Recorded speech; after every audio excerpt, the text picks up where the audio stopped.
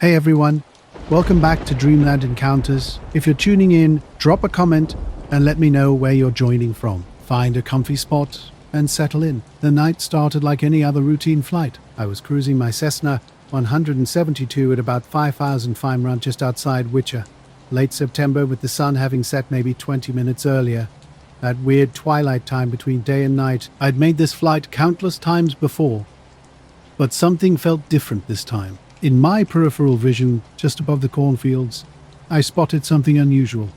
At first, I thought it might be another plane or drone. As I looked closer, it didn't make sense.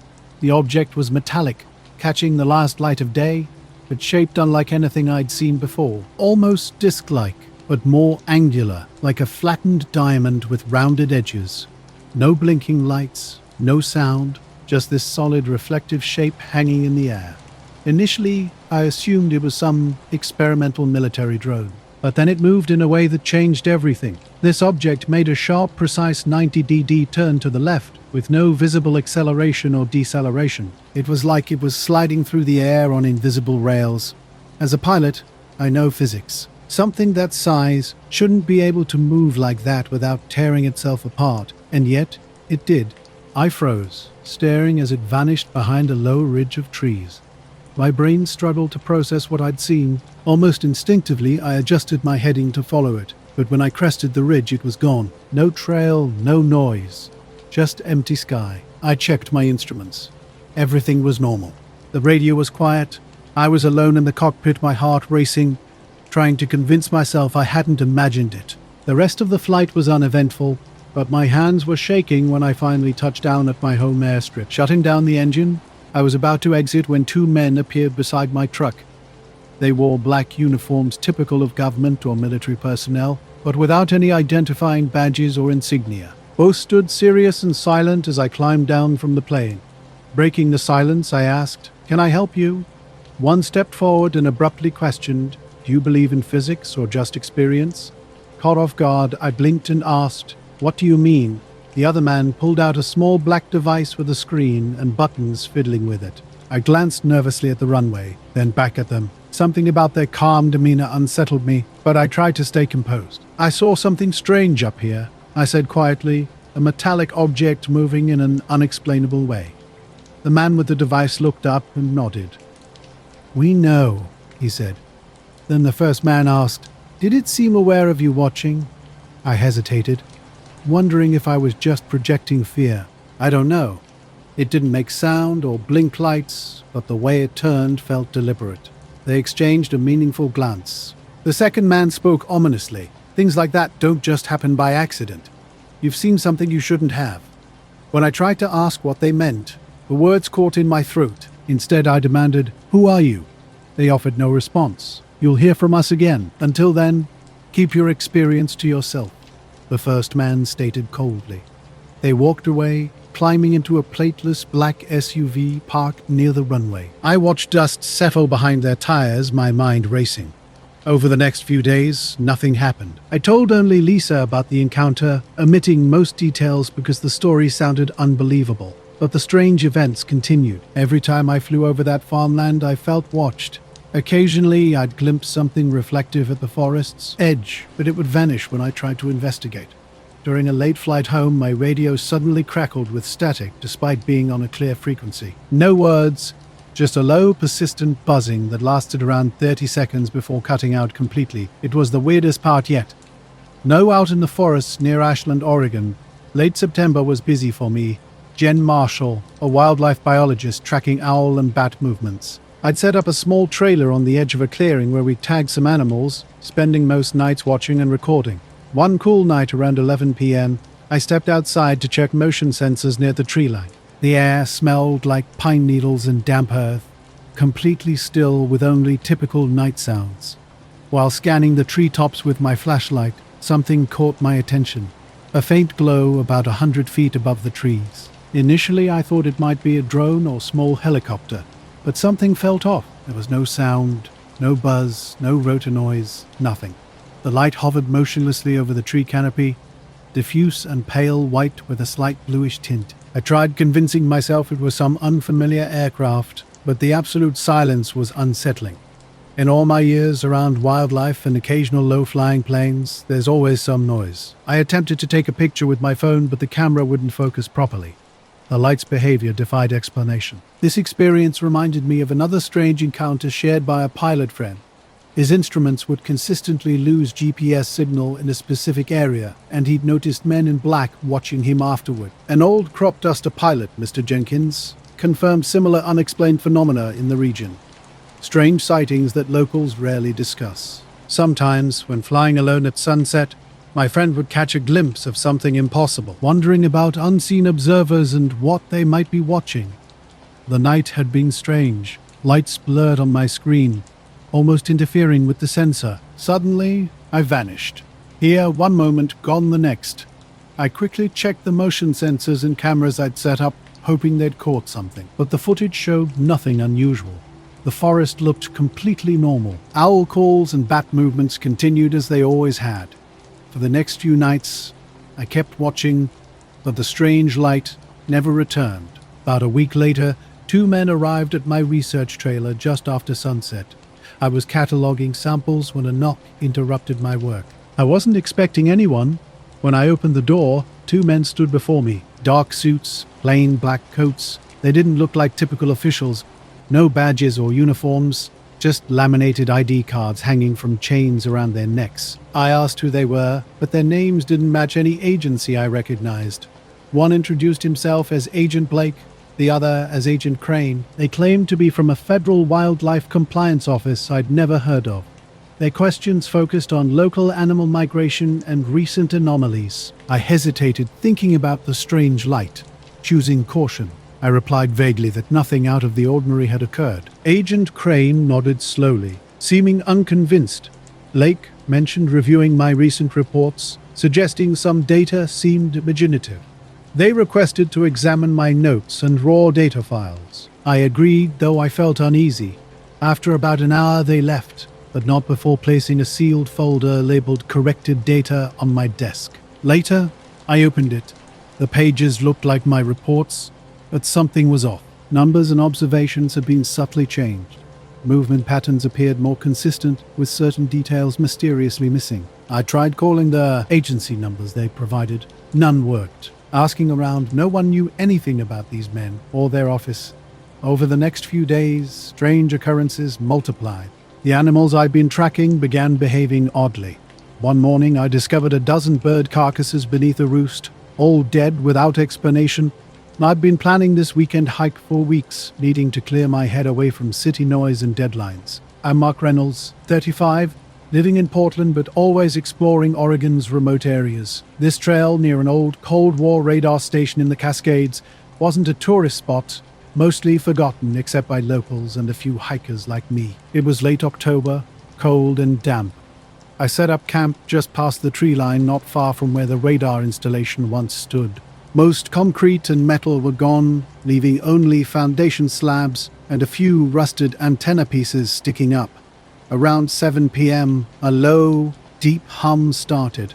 Unlike any engine or animal sound I knew, it was constant, vibrating through ground and air simultaneously. Later, things got strange. The men who came seemed out of place, and after their visit, everything changed. The bats stopped coming out altogether. When walking near the tree line at night, I catch glimpses of shadows moving just out of sight, but nothing concrete. I couldn't tell if they were animals or something else. One night I heard a distant humming like an engine, but the sky was clear with no planes or helicopters. My phone started glitching, static on calls and strange camera interference. My laptop died completely the day after the men left, seemingly bricked without explanation. Whenever I tried to get back to my work, interference blocked my progress. Data would disappear. Notes vanished from files. The men never returned, but I kept finding traces of them.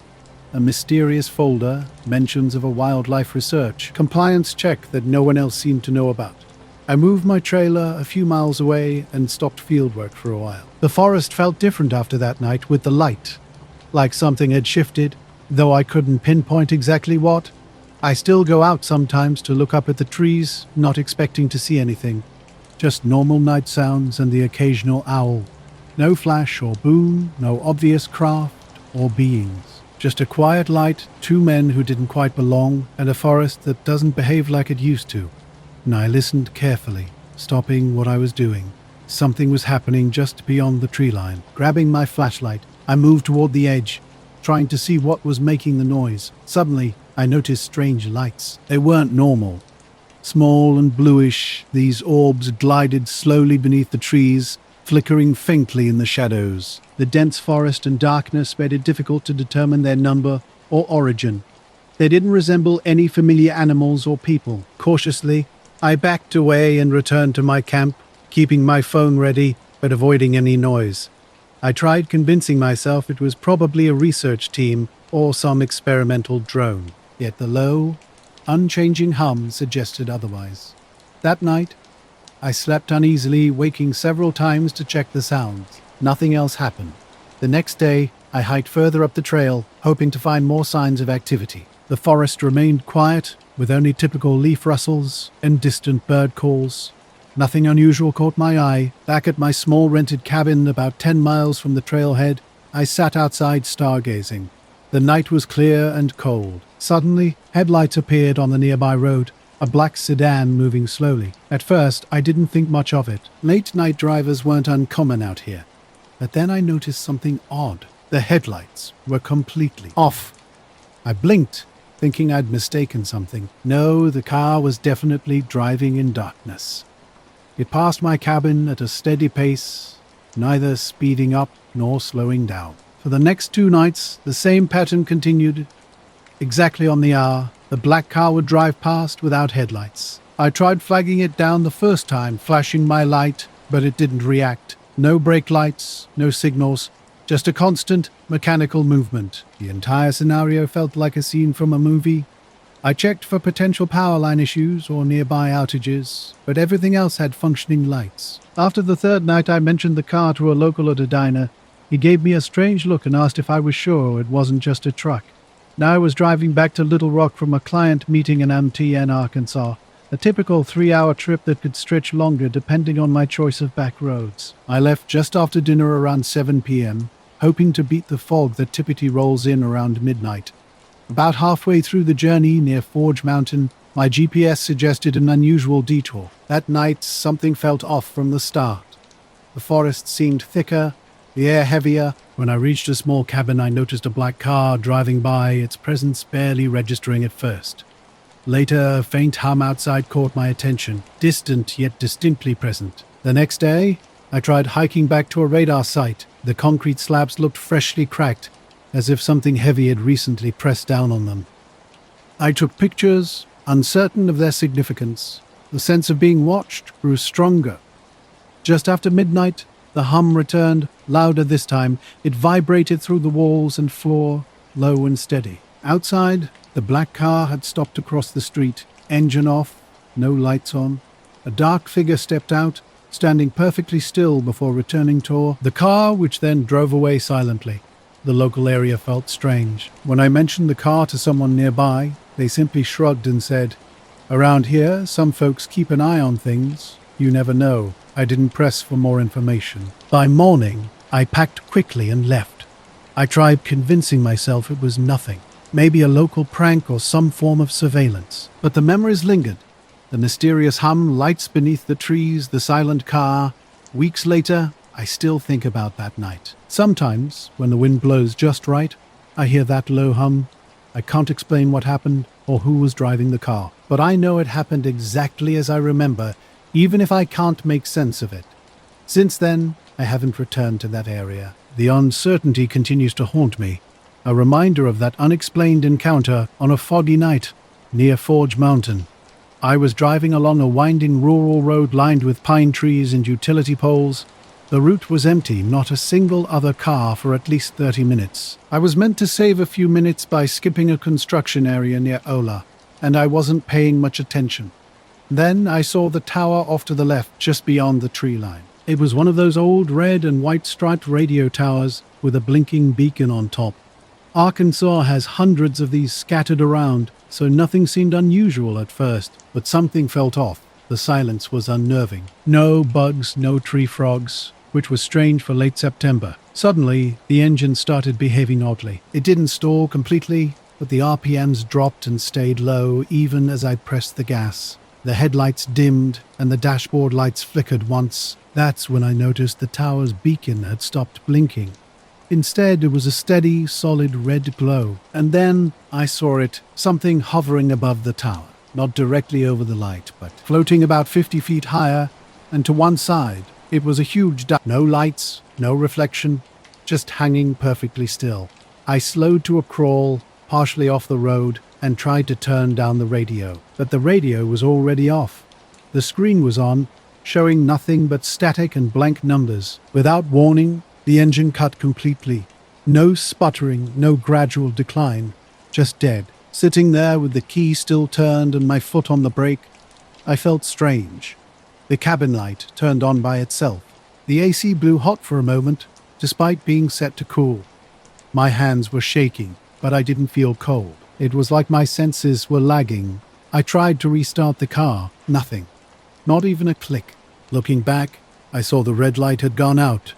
The object was still there, floating dark against the sky. I couldn't make out any details. Just its shape, a little wider than the tower's top platform and about half as tall. Then it moved, not rotating or tilting, but sliding smoothly sideways about 20 feet, then sinking down behind the trees like it was melting into the forest. No bounce, no lurching, just controlled, fluid movement. I got home late, around 12:30 a.m. I didn't tell a soul. Not my boss, not my roommate, not my parents. I didn't even write it down. I kept telling myself I was just tired, that the car had a simple glitch, and whatever I saw in the sky was just a trick of the light. Next morning I was in the driveway brushing pine needles off the windshield when a black sedan pulled up across the street. It wasn't a cop car, just a regular Crown Victoria with tinted windows and a small antenna. A man stepped out. White, mid-50s, wearing a suit and tie. No badge, no clipboard. He walked up the driveway slowly, like someone who's used to being let in. He stopped about 6 feet from me and smiled. I nodded before, thinking.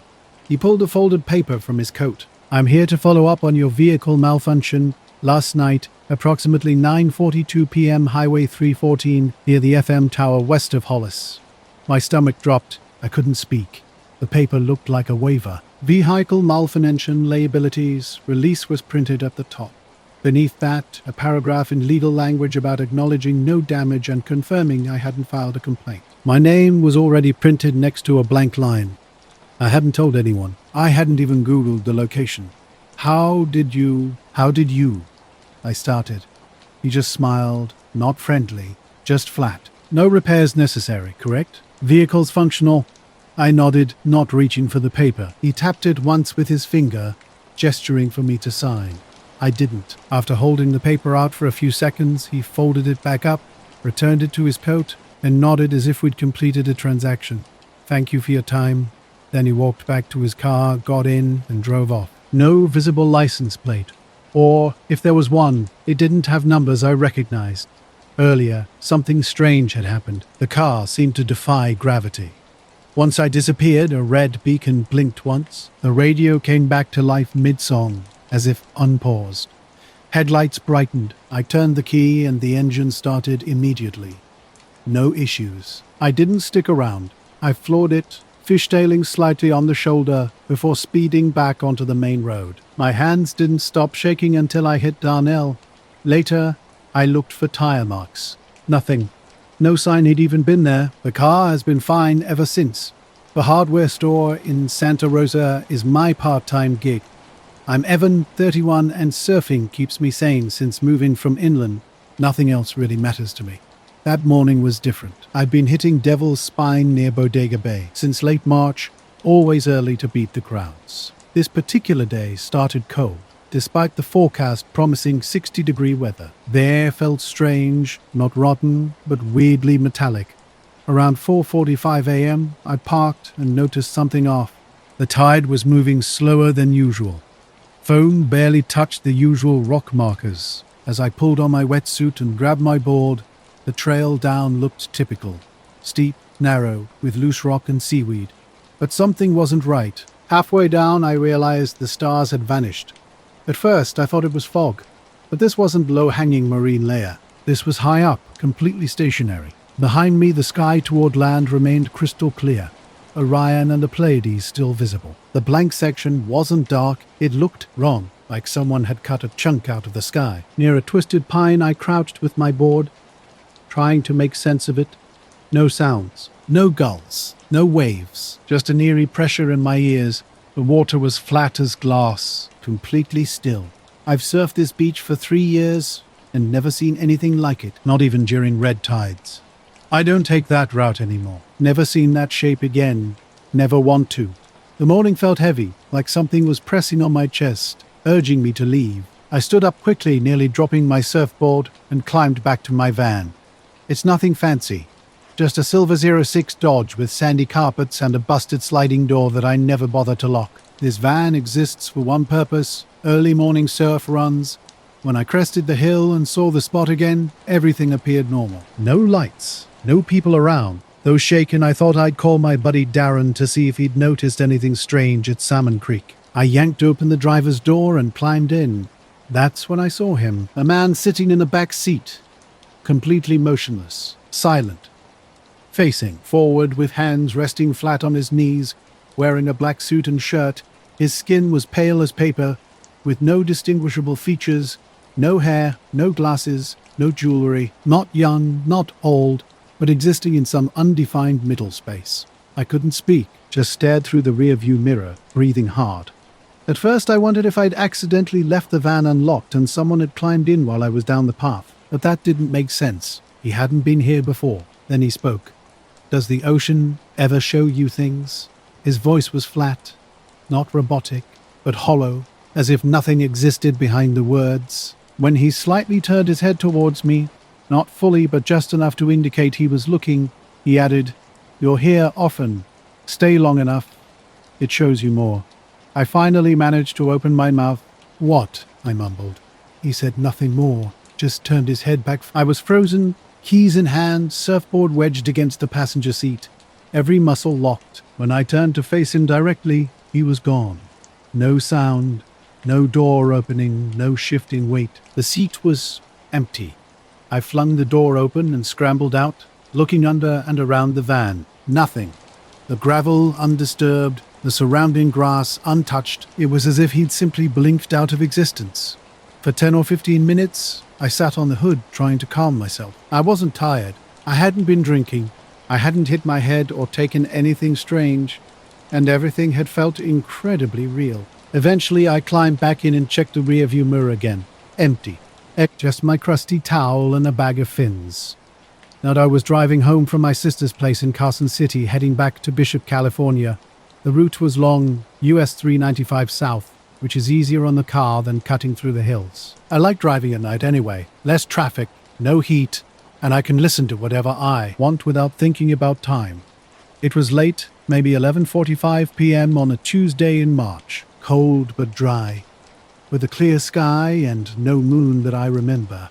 The road was quiet, just long open stretches between black hills and desert scrub. About 20 miles north of Bridgeport, I was alone on the highway, headlights stretching out into nothing when I saw the light. At first I thought it was a flare or maybe a low plane. Just this soft yellowish glow, about the size of a bus from my angle, drifting slowly above the ridgeline to the west.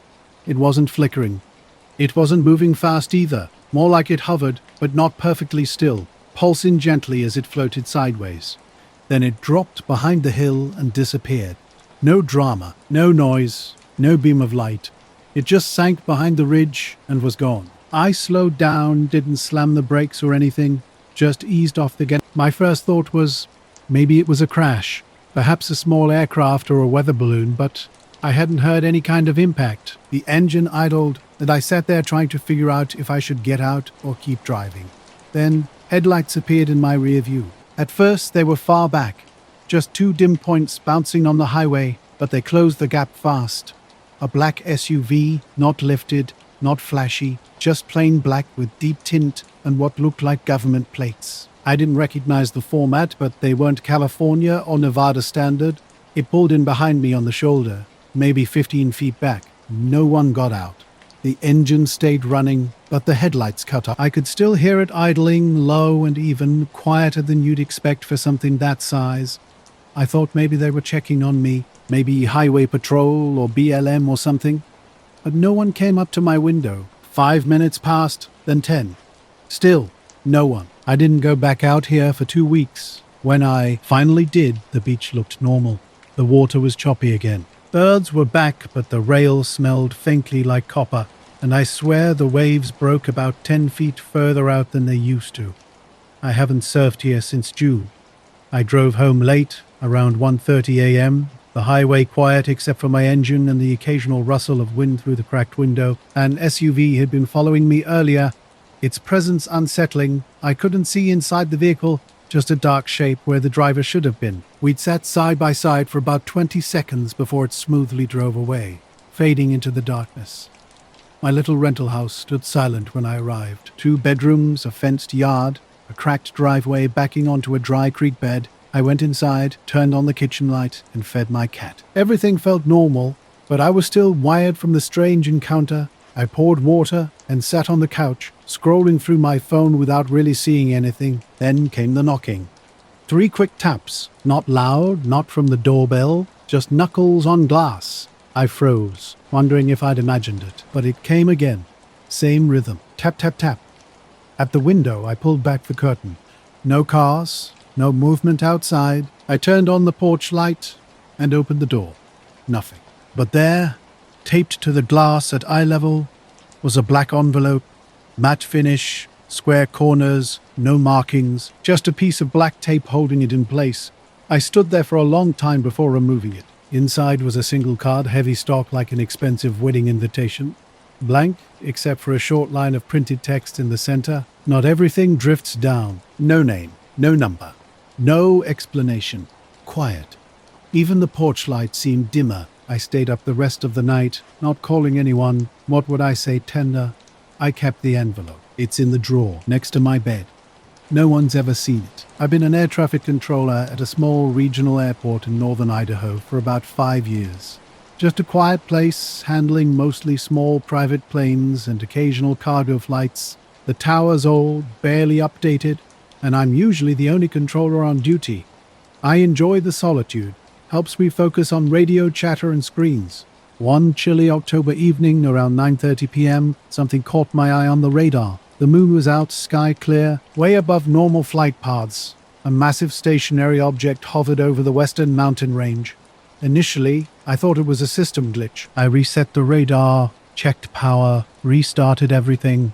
The dot remained. I verified flight schedules, transponder lists, and called the FAA regional office. No reported flights, no military exercises, no helicopters, no drones. This blip was huge compared to typical aircraft. It made no radio calls, no transponder signals, just sat there. I logged the unidentified stationary radar contact and sent the report up the chain. Around 11 p.m., the power flickered briefly, but the system held. Before midnight, the contact vanished. I figured it was interference or a technical error. The next day seemed normal. My supervisor called, sounding distracted and slightly irritated. She questioned my report, saying radar data showed nothing unusual in that sector. The last alert was at 8:17 p.m., hours before I'd head home. After that, nothing, just a gap until sunrise. I avoid that route now, only driving when absolutely necessary. I checked the front camera. It's motion activated, sending clips to my phone when someone's near the porch. 3 men in identical black coats and buttoned-up shirts arrived around 7 p.m. Their appearance was unremarkable. Older men, in their late 40s or early 50s with short graying hair, their faces neutral as if practicing a rehearsed friendliness. When they flashed badges I didn't recognize, I asked which agency they represented. Their answers were vague, mentioning something about special aviation oversight. I cooperated fully, showing them the previous night's radar logs, screen prints, notes, and recordings. They reviewed the materials quietly, exchanging hushed comments I couldn't understand. One of them commented on my imaginative writing style in a polite tone that somehow felt like a veiled warning. They requested access to the radar console to calibrate equipment, which I allowed. While they worked, I stepped into the break room for a drink. Upon returning, they had vanished without a word or note. The door was locked from the inside, so they must have left through the main entrance. Then I noticed something alarming. The tower logbook was missing. The thick binder containing flight plans, radio calls, and my report about the strange radar contact had disappeared. I immediately contacted my supervisor and the FAA office. They confirmed they hadn't authorized anyone to visit or take the logs. Adding to the mystery, the security cameras were offline that evening, supposedly due to unannounced maintenance. In the following days, I tried to investigate. The radar system showed no trace of the contact I had reported. My supervisor seemed dismissive, treating the entire incident as a mistake on my part. The only physical evidence was a faint smell of ozone or burnt wires near the radar console. Those men and their strange badges kept turning over in my mind, leaving more questions than answers. Not by the Sreto Mountains. My name is Jordan Mills, and I've been with the National Weather Service for about 5 years now, mostly doing remote monitoring and radar operations from small outposts like this one. This particular station sits on a ridge about 10 miles east of the mountain range itself, pretty isolated. The closest town is over an hour away, the kind of place where if something weird happens, you're the only one around to see it. That night, in late April, around 10 p.m., I was running my usual scan on the Doppler radar. The job is mostly routine, checking for precipitation and wind patterns. A few hours earlier, I'd noticed something strange on the screen. There was this huge stationary mass hovering over the northern part of the San Bernardino range. At first, I figured it had to be a glitch or some sort of interference, but I kept watching. It wasn't moving and it wasn't weather. No rain, no snow, just a dense, well-defined shape sitting there. I couldn't tell if it was a cloud or something else. I tried adjusting the frequency and recalibrating the radar, but the shape stayed consistent, sharp-edged. It was unlike any formation I'd ever seen. I've tracked everything from thunderstorms to dust devils in my time. It covered an area at least 5 miles across, too big to be a plane or bird flock, and it wasn't on any satellite images. Around midnight, the station's old landline phone rang. I almost didn't answer it. Calls this late were usually from dispatch or maintenance, but something about the ringing made me pick up. A man's voice came through, low and calm. "We need to come by your station. It's regarding the equipment." I asked who was calling, but the line went dead before he answered. No caller ID, no trace. I wondered if there were some kind of government inspectors or maybe something else entirely. I stayed at the airport a little longer after my shift ended that week, waiting to see if anyone else showed up. No one did. Eventually, I left the job. The whole experience left me uneasy, like someone had quietly rewritten the facts of what I'd seen. Sometimes, when I'm alone at night, I think about that dot on the radar, big, still, and unexplained, and the men who came to erase the record. I don't know what it was or who they were, but I know I wasn't imagining it. Around 1:30 a.m., a knock echoed at the station's front door. Nobody was expected, and visitors weren't permitted without clearance. Checking the security cameras revealed 2 men standing outside. They looked identical, tall, mid-40s, wearing pristine black coats that seemed too clean for a mountain outpost. Their hair was slicked back, their expressions unreadable. Hesitantly, I cracked open the door. "Good evening," one said flatly. "We're here to calibrate your radar." I explained that no one could enter at this hour, especially without prior authorization. They produced a badge, an embossed seal I didn't recognize. Something felt off, but arguing seemed pointless in such a remote location. I let them inside. They moved directly to the radar console, pressing buttons and typing sequences that didn't resemble standard calibration. They adjusted frequencies and rerouted data, working silently except for the soft equipment hum. After about 20 minutes, they packed up without a word, nodded, and left as quickly as they'd arrived. Locking the door, I tried checking the radar again. The huge stationary mass had vanished. The rest of the night passed quietly, but something felt wrong. The station's air seemed stale, screens flickering slightly. Investigating the system logs revealed a complete absence of data from the past 8 hours. Not deleted, simply gone. The system acted as if those hours never existed. Backup drives were empty. Dispatch had no records for our station's radar during that time. The next morning, my supervisor seemed bewildered when I reported the incident. He claimed no one had been authorized to enter, and no visitors appeared on security feeds. Despite my insistence that I'd seen them, he instructed me to document the event and move on. Later that day, I went to town for coffee, trying to shake off the strange experience. I mentioned the missing logs to local residents, but no one had noticed anything unusual in the sky or mountains. I continued monitoring the radar, but the mysterious shape never reappeared. No, my hiking trip to the Adirondacks started early in September, right after Labor Day weekend. I live about 3 hours south near Pakipi, and these solo trips are nothing new for me. Pack light, get off the grid, enjoy some solitude, no service, no people, just trees and quiet. I arrived at the trailhead near Indian Lake around 6:30 a.m. One white Outback with Vermont plates was parked there, but no sign of anyone. My plan was a 6-hour loop hike. The weather was perfect. Cool, low 60s, clear, no fog or wind. The first few hours were completely normal. Deer wandered nearby, woodpeckers echoed through the forest. I stopped for lunch at a small ridge overlooking a dense northern tree patch. Around 1:30 p.m., I packed up and continued walking. About 2/3 into the loop, something changed. 3 red lights appeared, each maybe the size of a dime at arm's length. They flickered just above the tree line to my left, not quite in the sky but hovering near the treetops. Their blinking seemed rhythmic yet unfamiliar. No sound, no tree movement, just these lights hovering around 100 yards away. I stopped and started recording on my phone. The lights remained, blinking steadily. When I zoomed in, the camera struggled to focus through the trees. I lowered the phone, squinted, looked back at the screen, and they were gone. I waited another 5 minutes, hoping they'd reappear. Nothing. Something felt different after that moment. I didn't hear anything specific, saw no other people, but I felt watched. Occasionally, I'd stop and look behind me, certain I'd heard footsteps just out of sync with my own. I tried convincing myself it was nerves or an animal. My pace quickened. I reached the trailhead just before 4 p.m. The white Outback was still there. Later that night, my equipment seemed fine except for some missing logs. Even now, late at night, I sometimes check the skies toward the Sangre Cristo range.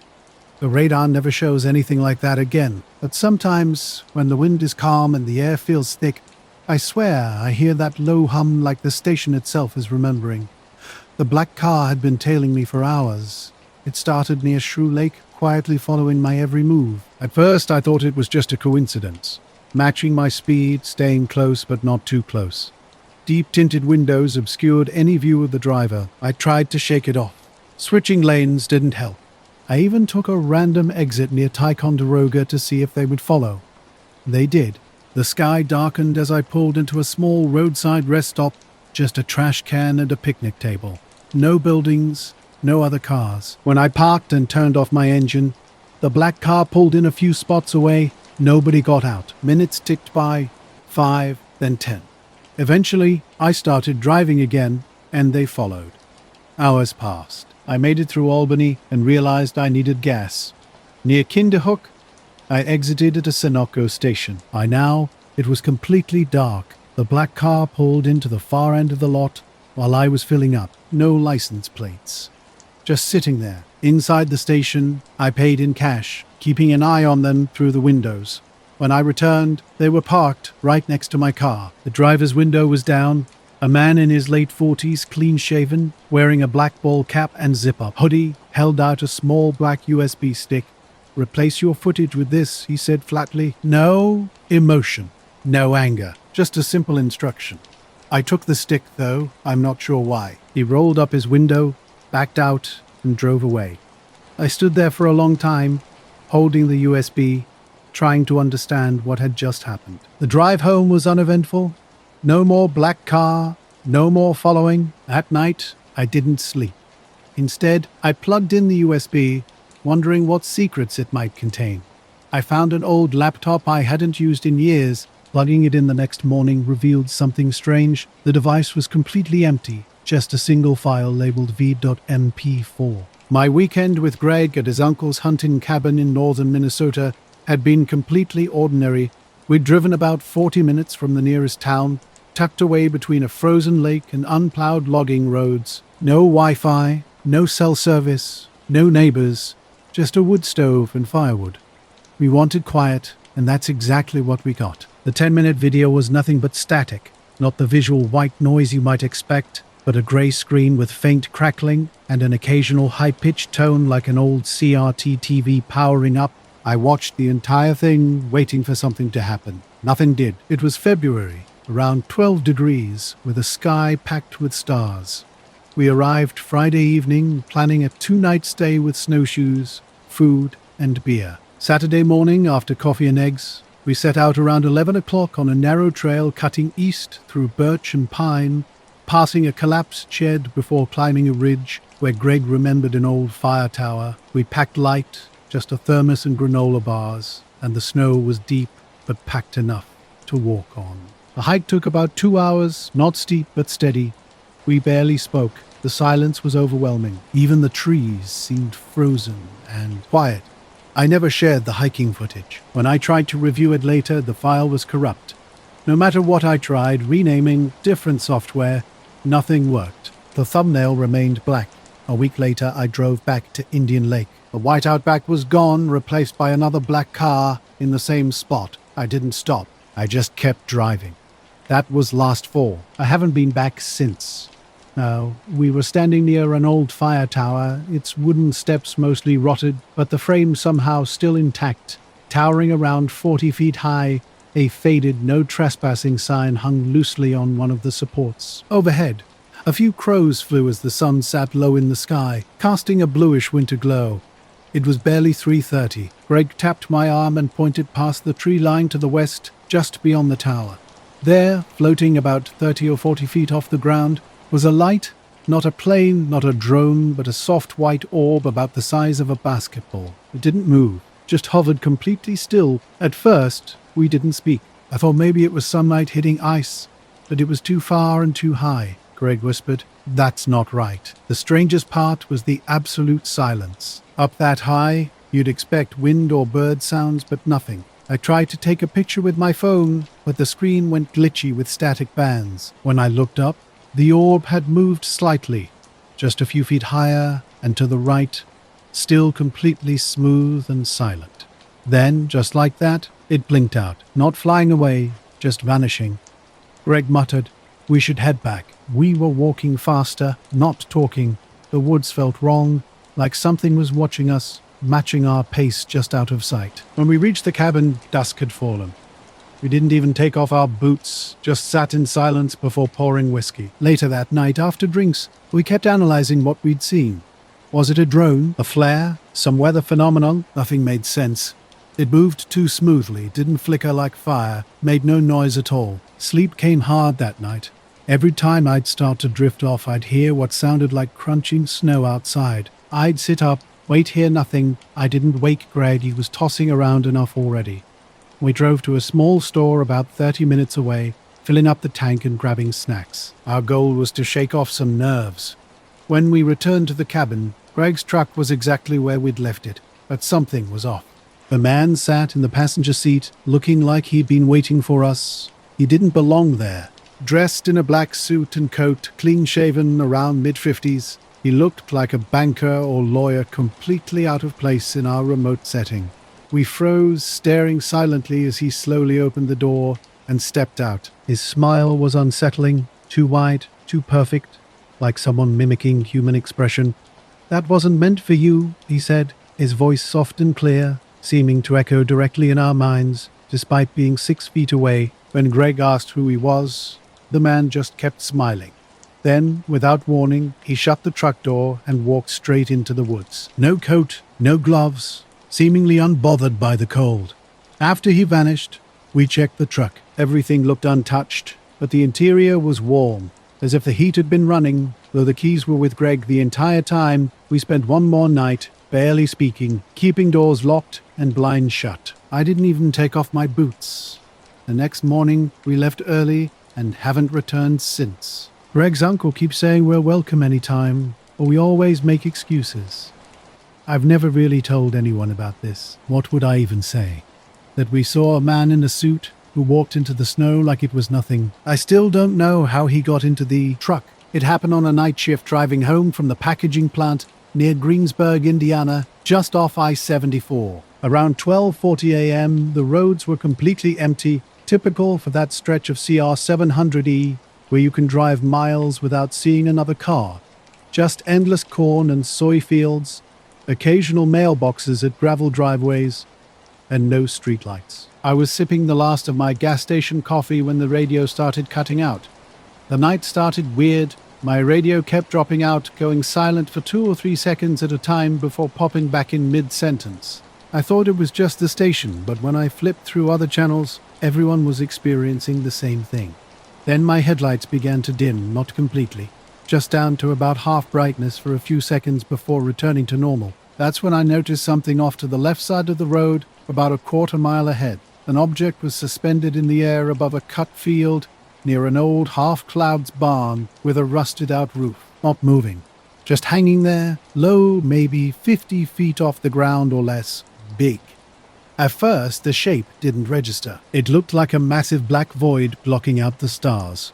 No lights, no sound. As I got closer, the shape became clearer. A triangle. A long, flat wedge with soft, rounded corners. Huge. It stretched almost across the entire field's width, and it wasn't perfectly still, just drifting slightly, balanced on air, smooth, deliberate movement, like a blimp but more controlled. 3 small, dull red lights marked its underside, one near each point, not blinking, just present, like standby LED indicators on electronics. I pulled over and rolled down my window, expecting some sound. Nothing. Complete silence. No crickets, no wind, not even my car's engine noise. The air itself seemed frozen. I watched for 2 or 3 minutes, didn't even think to take out my phone. I wasn't scared, just acutely aware of my isolation. Eventually the object began rising slowly, straight up, remaining perfectly level. No rotation, no tilting. Those red dots unchanged. It simply faded upward into the... After waiting another minute, I drove home to my cul-de-sac in a newer Westport subdivision. I didn't tell anyone what happened, just microwaved some mac and cheese, showered, went to bed around 2 a.m. Sleep didn't come easily. Not from fear, but because my mind was racing, unable to settle. Early morning, and the garbage truck was about to disrupt my day off by waking my dog. After feeding her and making coffee, I noticed a black sedan in the driveway, government-looking with tinted windows and no plates, sitting silently with its engine off. 2 men in dark suits stood outside. One was near the front step, the other by the car. No badges were visible. When I cracked the door open and asked if they needed something, the man closer to the house offered a polite, controlled smile and said he just had a few quick questions. I stepped onto the porch. Without introducing himself, he asked if I'd been on County Road 700E the previous night near the collapsed barn. I confirmed I had been, returning home from work. Then came his next question. Did you see anything unusual while driving? I hesitated. Something about his gaze felt like he was studying my reaction, not threatening but intensely observant. I finally mentioned seeing some weird lights in the sky. The second man, still standing by the car, called over and asked if I often imagined things at night. His tone wasn't sarcastic, but seemed genuinely curious, as if he'd heard similar responses before. I firmly stated I was awake, driving and certain about what I saw. They seemed satisfied. The man near me nodded, then looked past me into the front yard, asking about outdoor cameras. When I said no, he simply acknowledged this and thanked me for my time. Both men got into the car, backed out of the driveway, and drove away. They didn't stop at any other houses, just turned out of the neighborhood and disappeared down the main road. Later that day, I noticed something strange with my mailbox, a group box for the block. There was a smear across the front like oil or ash, but only on mine. I wiped it with a paper towel, leaving a grey, greasy streak. I considered keeping the towel, but ultimately threw it away. That night, my dog's behavior was odd. She refused to go into the backyard, standing at the door and whining. When I opened it, she backed away. I walked her out front instead. She kept looking up, not barking, just watching the sky. Weeks have passed since then. I haven't seen anything else, but now I take a different route home from work every night. I was out flying my drone that afternoon over the eastern edge of the Yuma Proving Ground. The area is a well-known spot for skywatchers. I'd parked on a gravel pull-off just off Highway 95, surrounded by flat desert. Nothing but low scrub and distant mountains. My setup was pretty standard. I'd launched from my truck's bed around 4:20 p.m. The weather was perfect. Hot, dry, cloudless, with total visibility. I was using a DJI Mavic 3 Pro, equipped with the best camera, planning to film a sunset time-lapse for some editing practice. I'd packed a cooler, headphones, and a book, intending to stay until after dark. The first 30 minutes were completely normal. I was capturing some great west-facing shots, golden light spreading over the sand, creating long shadows. Then something changed. While panning the camera north, I caught a strange movement, a quick zip through the frame's corner. At first, I thought it might be a bird, but something felt off. Reviewing the footage frame by frame, I realized this wasn't normal. The object moved impossibly fast, maybe a tenth of a second across the entire frame. It wasn't a bird. No wings, no recognizable shape. Just a metallic flash, straight and incredibly fast, moving unlike anything I'd seen before. I started scanning the area. Moments later, it happened again. This time I saw it clearly. A thin, dark shape moving across the sky. Too fast for a plane. Completely silent. I started recording. The object made multiple passes, each at a slightly different angle, almost like it was systematically scanning the area. It didn't look manned or even constructed. Just a shape, maybe 10 or 15 feet long. No wings, no lights, no contrail. It would appear suddenly, shoot past in a perfectly straight line, then completely vanish. Not fading, just instantly gone. When I tried to get a top-down view, everything went wrong. The signal cut out abruptly. The video feed glitched and went black. My controller said signal lost, even though the drone was still in visual sight. Something wasn't right. I tried the return to home button. Nothing happened. Then the controller powered down completely. The battery was still at 74%. When I looked up, the drone had disappeared entirely. Not I was out in the desert, standing on my tailgate. Nothing. No crash, no sound. I'd have heard it if something happened. I stayed put for a long time, not even packing up right away. The feeling of being watched crept over me. Even though the landscape was empty, the desert remained completely quiet. By the time I left, darkness had fallen. I got home around 8:45, back to my small house on the edge of Yuma with its fenced yard. I sat in the truck after backing into the driveway, engine still running. Something about the silence felt off, like I'd been watched, but only momentarily. Around 10:30, someone knocked. Not a doorbell ring, but 3 slow knocks. My porch lights had been broken for months, so I grabbed a flashlight and checked the peephole. Nothing but darkness. I opened the door a few inches. A man stood there. Black suit, plain tie, white shirt. His shoes were bizarrely clean. Strange, given my gravel walkway. Average looking. Could have been 35 or 55. His smile didn't reach his eyes. "You misunderstood the sky," he said. "Let's keep it that way." No introduction. No request. Just standing there, waiting for some response. I didn't move. One hand on the door, the other holding the unlit flashlight. He didn't blink. Then he turned, walked down the steps and vanished from my porch light's beam. No car started, no tail lights, just silence. Sleep didn't come easy that night. I kept living room lights on, curtains open, checking the street every few minutes. Next morning, I went to my truck. The drone was gone. It had been in a locked hard case under the tunnel cover. Case still zipped. No signs of forced entry, but empty. Controller too. Just the foam insert sitting there, mocking me. I searched everywhere. Truck interior, garage, office, everywhere. I always lock that case. Always. I checked the Ring doorbell footage, hoping for answers. The video froze at 3:12 a.m., then resumed, with nothing to explain. I went to Ridge Hollow Campground late in mid-October, looking for solitude. Most leaves had fallen, and nights were cold, dipping into the low 40s. But I had gear for that. I needed a break from everything. No phone, no emails, just trees and quiet. The first night was uneventful. I parked at Site 12, hiked my pack a few hundred yards in, and set up my tent before sundown. No other campers were around. No cars, no distant fires, just wind rustling through bare trees and occasional owl calls. I made ramen on my camp stove, read Paperback by Headlamp, and turned in around 10. Sometime during the night, I woke up needing to pee. The tent was cold, and I hesitated to unzip until it became uncomfortable. The fire had died down, with just a few glowing charcoal chunks left. I slipped on my boots, stepped out to take care of business, and returned to the tent. Nothing seemed unusual then. Next morning at 6:12 a.m., I unzipped the tent and saw something strange. The fire pit's rocks had been rearranged into a perfect circle, not just a rough attempt, but a mathematically precise arrangement. Uniform gaps, equal spacing, like someone had used a compass. I knew I hadn't touched those rocks. My small folding stove was inside the ring, unused. I stood staring, trying to rationalize it. Maybe I moved the rocks and forgot, but I knew that wasn't true.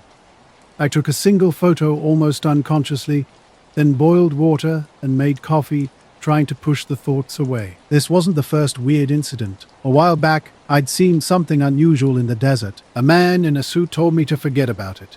I stopped flying my drone after that. I still have the empty case, a reminder of a 3:45 incident I can't explain. It was mid-September, just starting to cool off at night.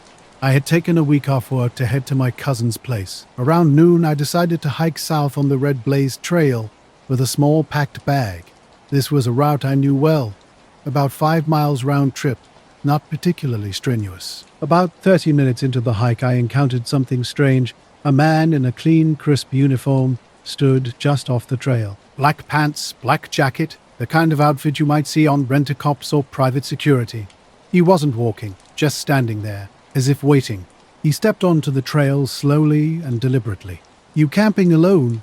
he asked in a low, flat voice. I confirmed I was at Site 12. Then he requested to see my camera.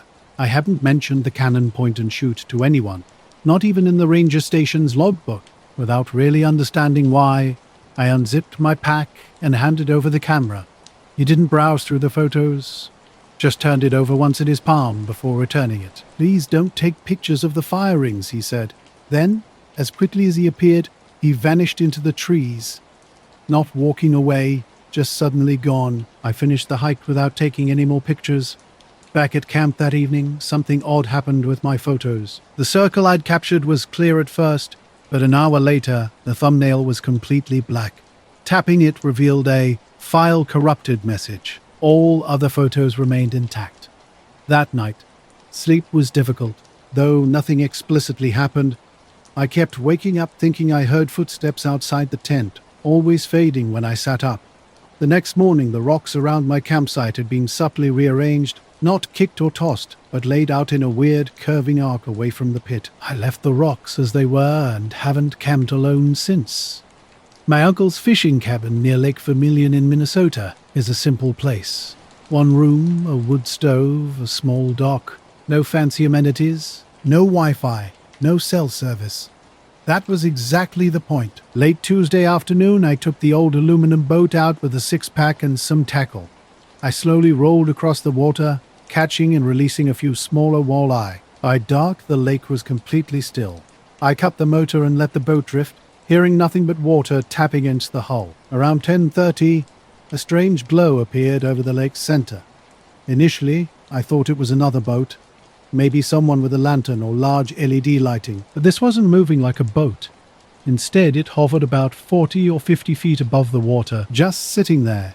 A round, pulsing white light with no beam, no flicker, no sound, just a slow, rhythmic dimming and brightening. I killed my headlamp and watched, completely still. The light didn't move closer or farther away. I kept checking my watch, 10:41, feeling like I was losing track of time. Suddenly, the light changed from white to a pale orange, as if someone had flipped a switch. No gradual transition. I wanted to record it, but my phone was charging in the cabin. So I sat frozen, watching. Maybe 10 minutes passed before the light vanished, not flying away, but simply disappearing in a blink. I remained on the water another half hour, trying to rationalize what I'd seen. Was it a drone? Some light trick? But there was no noise, no navigation lights, nothing you'd expect from low-flying craft. The next morning, thick fog had rolled in. By 8 a.m., a black SUV arrived, tires crunching on the gravel path.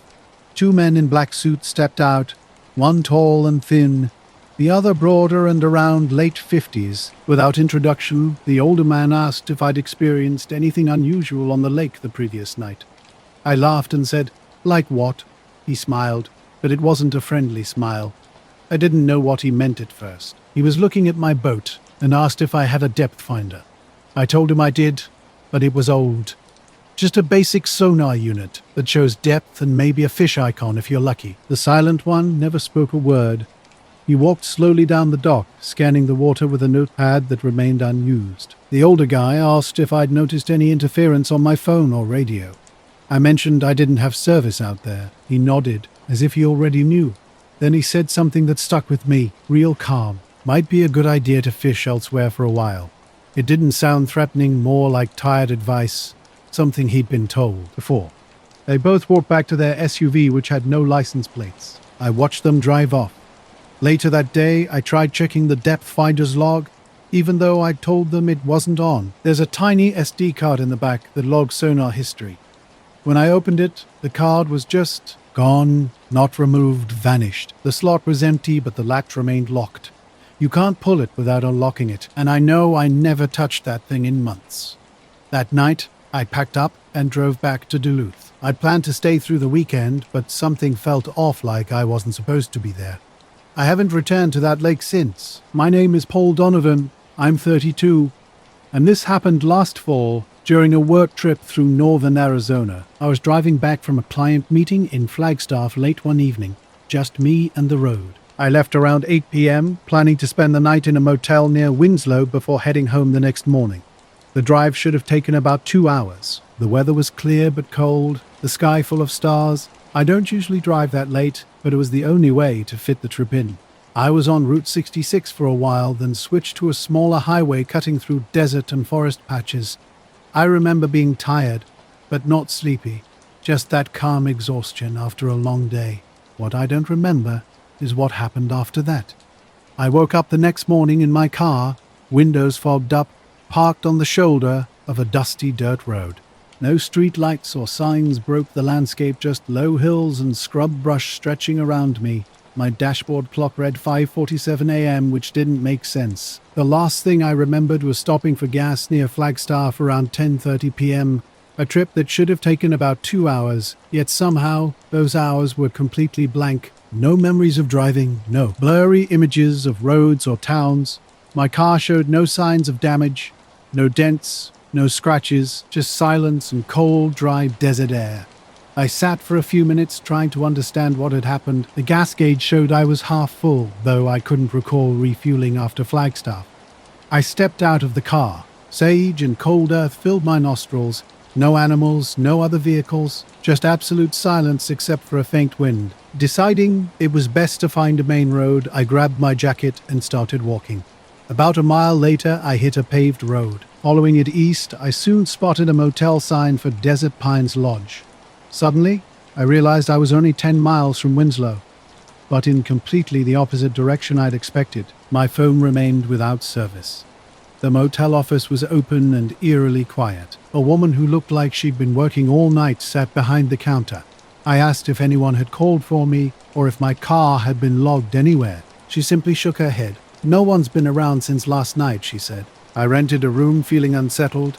The entire experience felt like those last few hours had been completely erased. Around 9 a.m., while half awake, someone knocked at my door. Unexpected and surprising, I peered through the people. A man in a black suit and tie, wearing a long black coat, stood outside. His hair was dark and neatly combed, his face completely expressionless. "You're back early," he said. Shocked, I asked who he was, but he didn't. As I cracked the door open, he suddenly stepped back and vanished. No sound, no movement, just gone. I blinked, rubbed my eyes, wondering if I'd imagined the entire encounter, or if it was some trick of light. Confused and unsettled, I locked the door. Now I don't even know where O-Star with his. A year ago, in late September, I was you in he backyard doing what I usually do, a king. Pictures of he SARS. I'm no some big aeronomer, just a hobbyist with a decent camera and cheap riber. My name's Clara, and I live in a small own Vermont. I had set up near the edge of my property, where he rears an hour and the sky opens wide. I said around 10 p.m. on a clear night with no moon, perfect for SAR photos. I'd been snapping shots for an hour, focusing on his usual stuff, like he Big Dipper and Cassiopeia. At some point I noticed something odd. A strange star in the Isa was behaving like he was. I was blinking, but no like a plane or Salby. His blinking was slow and rhythmic, almost like a signal. On, off, pause, on, off, pause. None of his were doing his. I watched carefully. Rhino figure, who if I was some weird optical illusion, or maybe a drone by said, Purposey, still for a full 15 minutes, the blinking main purpose, send pace. Then, slowly, I said a descend, no suddenly, or like a miles by driving downward really slowly lowering. Himself behind he reels. Was, really? Go me weirded owl. I sat down on he bed, my hair was pounding. I didn't tell anyone about him. No right away, who would believe he whole day, I kept checking outside, half expecting him to come back. I called my office lay the half afternoon, and old hen Ambo Hay rip, and how I'd lust an iron on he road. They said he Klein had seen me leave at 8 p.m., but no one knew where I was, ever how my car was fine, and knowing seemed stolen or damaged. When I go home a few days later, I checked he GPS history on my phone. I saw he Ruel from Flagstaff at Winslow, it a big gap between 10:30 p.m. and 5:30 a.m., and a weird dire on back roads I didn't remember. King. I asked a mechanic, check my car. Everything worked fine. No problems with brakes, steering, or engine. I still don't know what happened, hadn't I, or where I was for those missing hours. And I can explain he man in black bar every time I'm driving. Especially on queer back roads, I find myself looking over my shoulder just in case. The blinking light grew bigger as I came closer to the treetops and then disappeared behind them. I waited another half hour just to see if it would come back, but it didn't. I told my best friend about it the next day, Maggie, and she teased me. Said maybe I'd been looking at a blinking airplane light or a satellite. But I knew what I saw. Over the next week, I kept looking up every night around the same time, hoping to see it again. It never showed up. Then one afternoon, about 6 days after that night, I was at the town library sitting in the little reading nook with a stack of astronomy books. The library is quiet, small, a place where you can almost hear the dust settling. I was flipping through a book about constellations when this guy sat down across from me. I didn't hear him approach. He just appeared and sat down, calm, composed, wearing a black jacket and jeans. He looked normal, maybe late 30s, clean cut, but with this serious expression. He said without looking away from me, "Are you still watching the sky?" I blinked, a little startled. I didn't know what to say, so I just nodded. He smiled briefly, but it wasn't warm or friendly. It was more like he was confirming something. Then he said, "You should be careful what you look for. Some things aren't meant to be found." I tried to ask who he was, what he meant, but before I could get the words out, he stood up, left a small card on the table, and walked away. I looked down at the card. It had a name, E-Cross, and a phone number I didn't recognize, but no company or organization listed. I thought about calling, but something stopped me. Instead, I pocketed the card and left. That night, I went back outside to the same spot in the backyard, way more ready, waiting for the blinking star or whatever it was to come back. But the sky was just regular stars. No blinking, no movement, just silence. Over the next few days, strange things started happening. My phone would lose signal in random places, even at home where reception is usually fine. Sometimes my camera's battery drained faster than it should, even when I wasn't using it, and I kept feeling like someone was watching me. Not in a paranoid way, but a quiet, constant awareness, like eyes just out of sight. One evening I was walking home from the grocery store, only a 5-minute walk, and I noticed a car driving slowly past me twice. Nothing strange about that, except it had no visible license plate, and the driver's face was obscured. The day was hot, typical early summer, with a bright sky and just a few wispy clouds. The air smelled like dry grass and dust. I'm Sarah Donovan, a journalist who spends way too much time covering rural mysteries and local oddities that usually get forgotten or laughed off. I was out in the middle of nowhere, chasing a story about weird crop damage in a field just outside La Mesa, Texas. Farmer calls had come in about strange patterns, and I wanted to see for myself. I figured it would be pests or weather, but something felt different. I drove my old beat-up pickup down a dirt road until I reached the field's edge. The corn looked mostly healthy, except for one patch about 50 feet wide where stalks were flattened, bent in odd directions. It didn't look like typical wind or rain damage. Instead, it seemed almost deliberate, as if someone had walked through and pushed the plants down in a specific pattern. I spent hours photographing everything, trying to get different angles and close-ups of the stalks and ground. The soil was hard, cracked in places, and a faint metallic smell hung in the air. I shrugged it off and took notes. Later, strange things started happening. I caught the driver of a dark car glancing at me, and I quickened my pace to get inside without looking back. I told Maggie about the car, the guy in the library, and a blinking star. She suggested reporting it to the police, but I felt that would only make me look crazy. What could they do? Some guy in a black jacket said weird stuff, and a blinking light moved behind the trees. It sounded ridiculous. One warm night, I left the back door slightly open while working on editing photos. A low humming noise outside, like a distant but smoother engine, lasted about 20 seconds before fading away. I stepped outside and looked up, but the sky was empty. No blinking light, no strange shapes. The next morning, my camera was missing from the kitchen table. The back door was closed, the lock seemingly intact. I never found the camera.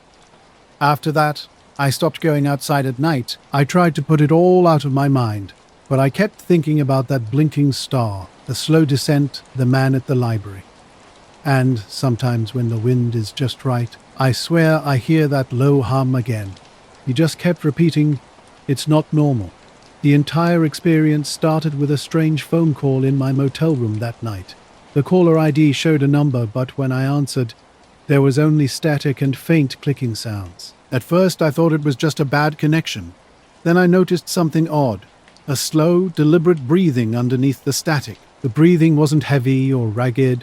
It was just present, hanging there alongside the clicks. I listened for about 2 minutes, but nothing else happened. When I tried calling back, the number went straight to voicemail. I initially dismissed it as a prank, possibly related to the story I was working on, but that breathing lingered in the back of my mind. The next morning, I shared the details with Jim. His response was chilling. "You're not alone. Some of us have been getting these calls lately. No one talks, just that noise. People say it's nothing, but it feels like something more." As I drove back toward town that afternoon, an unsettling feeling of being watched crept over me. It was subtle, like a weight pressing on my chest.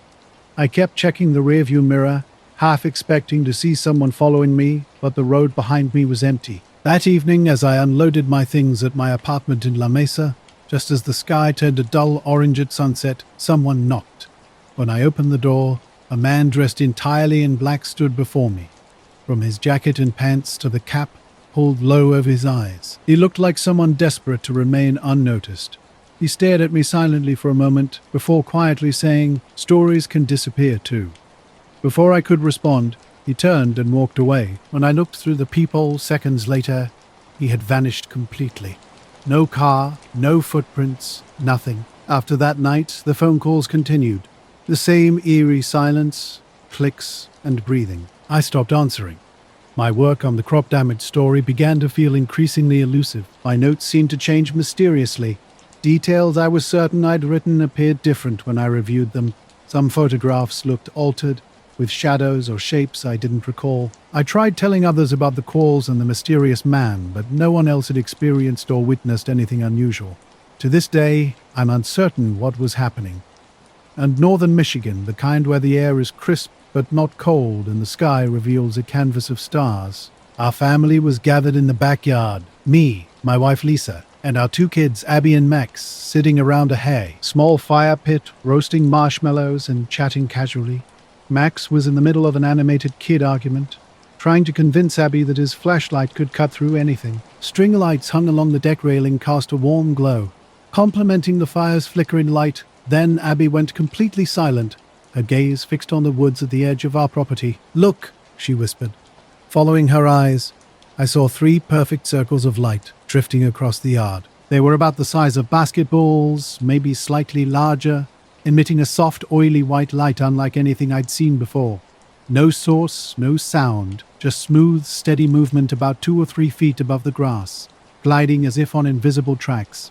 Lisa and I exchanged a look. "Do you see that?" she asked. Max stood wide-eyed next to Abby, frozen.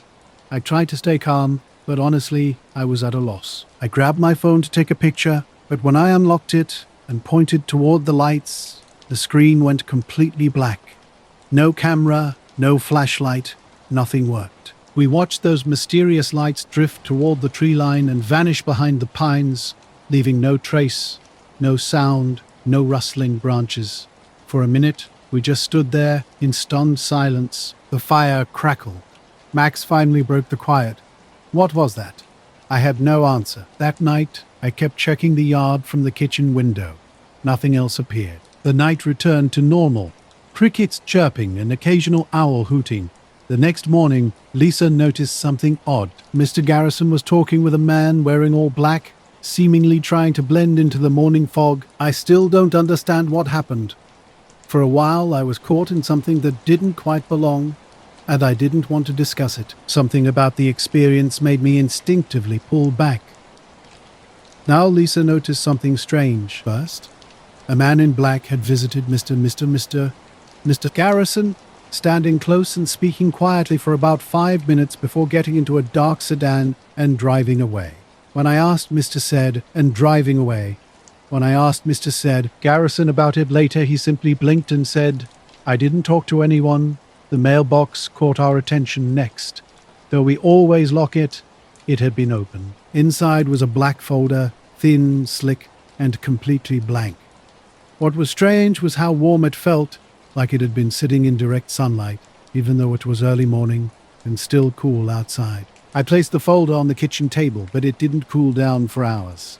That night the kids were restless, and Lisa kept glancing out the windows as if expecting those mysterious lights to reappear. The tension was thick, unspoken. Days passed, uneventful on the surface, but we all felt watched. It was that unsettling feeling when you know you're not alone, but can't pinpoint who else is present. Strange noises began, the faintest humming, sometimes right outside the window, sometimes inside the walls, not loud enough to be certain, but enough to make me pause and listen. Then one morning the black folder disappeared. No note, no sign of how it was taken. I asked the neighbors, but no one had seen anything. Mr. Garrison kept to himself, his eyes darting away whenever I looked his way. We returned to our routines, but the feeling never left. Occasionally, when I'm outside alone, I catch a glimpse of something just beyond the yard's edge. A flash of white light, a shifting shape between the trees. Each time I wonder, is someone still watching? Later, out on the dock of my little cabin on Lake Crescent in Washington, just after sunset, the sky was clearing after a light rain. Everything smelled of wet pine and earth. I was playing with my phone, trying to capture some evening light over the water, just simple nature, clips for myself. That night, something odd caught my attention. At first, just tiny pinpricks of light hovering over the lake's far shore near the steep hills. They weren't like stars or anything familiar. The lake was quiet, with only occasional fish splashes and gentle wind rustling through trees. I stood at the shore, my phone camera zoomed in, trying to get a better look at some strange lights. They were soft blue and white, faint but definitely present, shifting slowly in a way that didn't follow any clear pattern. One light blinked off and then reappeared seconds later, now closer to the shoreline. That's when I noticed a figure standing completely still at the opposite edge of the dock, dressed entirely in black, not just dark clothes, but something seemingly designed to vanish into the night. The person made no sound. I called out, first quietly, then louder. "Hey, are you okay? Do you need help?"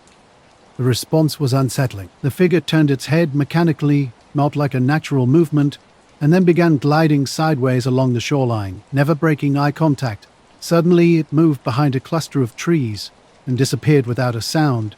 No rustling branches, nothing. By the time I looked back, the strange lights across the lake had vanished as if they'd never existed. I wasn't sure if what I'd seen was real or just my imagination playing tricks. Back inside the cabin, I double-checked the door locks. The night felt heavy, like something was watching from the dark woods. My phone had no signal, which wasn't unusual in this remote area. The next morning, after getting coffee in Port Angeles, I returned to find a black sedan parked near my cabin. It wasn't there the night before, at least I hadn't seen it. The car was spotlessly clean, with no visible license plate and windows tinted so dark that nothing could be seen inside. No one was around and the car sat silently with its engine off.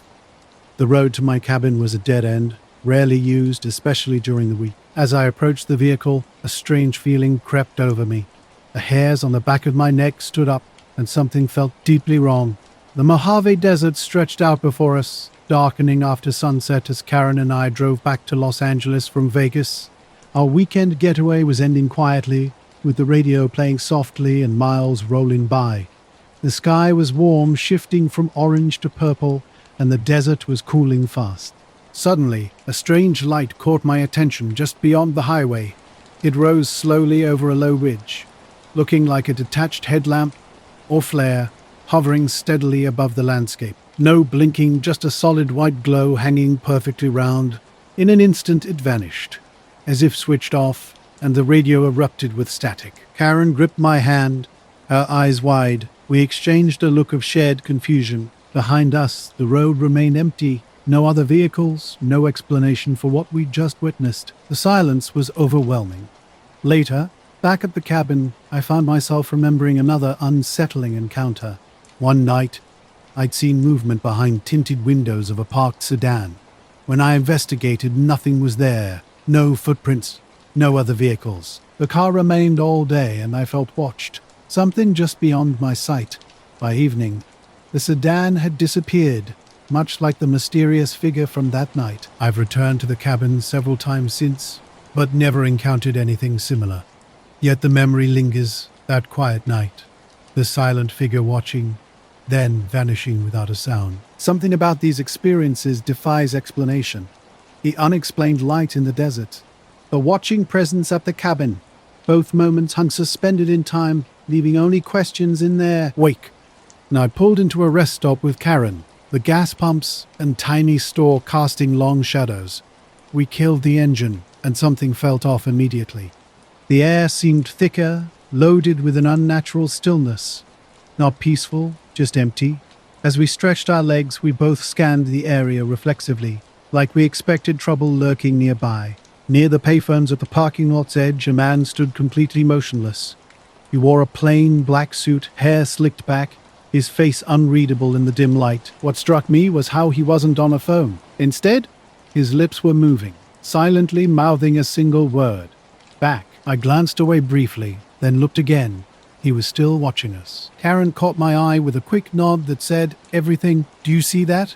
We got back in the car without a word and locked the doors. Backing out, I checked the man again. He remained rooted to the same spot, unmoving. The drive continued in heavy silence. The radio stayed dead for miles until suddenly crackling back to life. Static faded, and stations returned normally. I tried changing channels, but everything worked fine now. We were both quiet, Karen repeatedly checking the rearview mirror while I watched the side mirrors, half expecting to see the man following us or that strange light rising behind a distant hill. By the time we reached the city, night had fully settled. The weird tension felt like a bubble about to burst, and we were both relieved to leave that empty desert stretch behind. At home, I checked the news. No power outages, no missing people, nothing unusual. Yet sometimes, when I'm driving late or sitting on the porch, I think about that light and the man mouthing back at the rest stop. I don't know what it meant. Maybe it was nothing. But that watching feeling stuck with me. I don't talk about it. Not even with Karen. Some experiences you just keep to yourself. This wasn't the first strange moment I'd encountered. Weeks earlier, I was hiking alone on the Pine Ridge Trail in northern Vermont. Early October, with cool, crisp air and a light fog hanging low between the trees. The kind of morning that makes everything feel suspended, like the forest itself was holding its breath. I'd left the trailhead around 7 a.m., aiming to cover some miles before the sun climbed too high. I hiked through the woods, surrounded by an eerie stillness. No birds chirped, no animals rustled, Just the crunch of leaves under my boots broke the silence. About 2 miles in, something changed. At first, I thought the sounds were just my footsteps echoing or branches snapping, but then a different noise emerged, a faint mechanical clicking like tiny gears turning or metal tapping. It wasn't natural. I stopped and turned around multiple times, but the trail behind me was empty. Thick trees surrounded me. Nothing moved. I picked up my pace, trying to ignore the sound. The clicking continued, always just out of sight. Not directly behind me, but close. It was a soft, irregular tapping that came and went. I scanned the underbrush for wildlife, but saw nothing. No birds, no squirrels, absolutely nothing. I tried to rationalize it. Maybe a loose part on my pack or a falling rock. But when I checked my gear, everything was secure. No loose straps could explain the noise. I even dropped my pack and stood still, listening. The clicking paused momentarily, then started again. Faint, but undeniably mechanical. As the fog lifted and sunlight filtered through the trees, the sound persisted. A weird pressure seemed to follow me, like something was watching, staying just beyond reach. The trail felt longer, the woods denser. I wanted to turn back but refused to admit I was scared. By noon, I reached the parking lot as cars began arriving. Near the entrance, my old Subaru sat with a strange figure beside it. A man in a perfectly pressed black suit stood motionless. His hair was slicked back, his face expressionless. He wasn't on his phone or doing anything particular, just brushing non-existent dust from his shoulders. I approached cautiously. He looked at me slowly and nodded. "That sound you heard?" he said calmly. "It isn't for you." His low voice made me shiver. Before I could ask what he meant, he turned and walked into the trees, disappearing into the fog like a phantom. I stood watching, wondering if I'd imagined the entire encounter. Driving home, the experience haunted me, leaving more questions than answers. I was camping alone near the Sawtooth Mountains in Idaho, hoping to escape everything for a few days. Just me, a small tent, and a couple of books. It was late September, and while the nights were already chilly, the days were still warm enough to sit outside and watch the sunset without a jacket. On the second evening, I was sitting by the fire just after twilight, watching the sky darken and the stars begin to appear. I'd already eaten and was about to pack up the fire when something caught my eye beyond the ridge a few hundred yards from my camp. There was a light, a soft glowing orb, maybe the size of a basketball, hovering just above the ground. It wasn't blinking like a plane or helicopter, and it didn't move in a straight line. Instead, it drifted slowly, almost floating without direction. The light was a pale blue-white, more intense than moonlight, and strangely, it didn't cast any shadows around it. I kept watching, thinking it might be a drone or a lost lantern. But then it started moving toward the ridge, first slowly, then faster, gliding smoothly. I watched it disappear behind the trees and ridge with no sound at all. No engines, no buzz, just the quiet of the forest. After a minute, I got up and started walking back to my tent. That's when I noticed a car parked about 50 yards away, sitting on the edge of the clearing. It was a black sedan with no logos or decals, its headlights off, but the engine idling. I could see the exhaust in the cold air, steady and quiet. I froze, staring at the car. I hadn't heard it arrive, wasn't expecting anyone, and the nearest road was at least a mile away. The driver's door opened, and a man stepped out, wearing a dark suit buttoned all the way up. With a white shirt and a thin black tie, he looked neat, and his face was completely expressionless. As he came closer, standing about 10 feet away, he looked me straight in the eye. "Some things aren't meant to be found," he said without any introduction or explanation. Later, when I reached a stoplight or was alone in a quiet spot, I thought about the clicking, the man, and those woods. I never heard the sound again, and I didn't see the man in black anywhere else. I don't know why that clicking was there or who that guy was. I guess some parts of the trail aren't meant for us, even if we think they are. I was driving through the Mojave Desert late one night, heading back to LA after visiting a friend in Nevada. Hours on the road had made the journey feel endless, with the radio eventually fading out as I got farther from any city. The summer night was pitch black except for stars, and the air outside remained dry and cool. Around midnight, about 50 miles from the nearest town, a faint glow caught my eye off to the right, hovering above the desert floor but below the stars.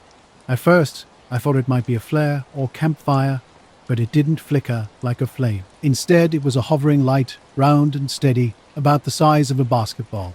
It glowed with a soft white light that pulsed slowly, almost like it was breathing. Curious, but cautious, I pulled the car over to the shoulder.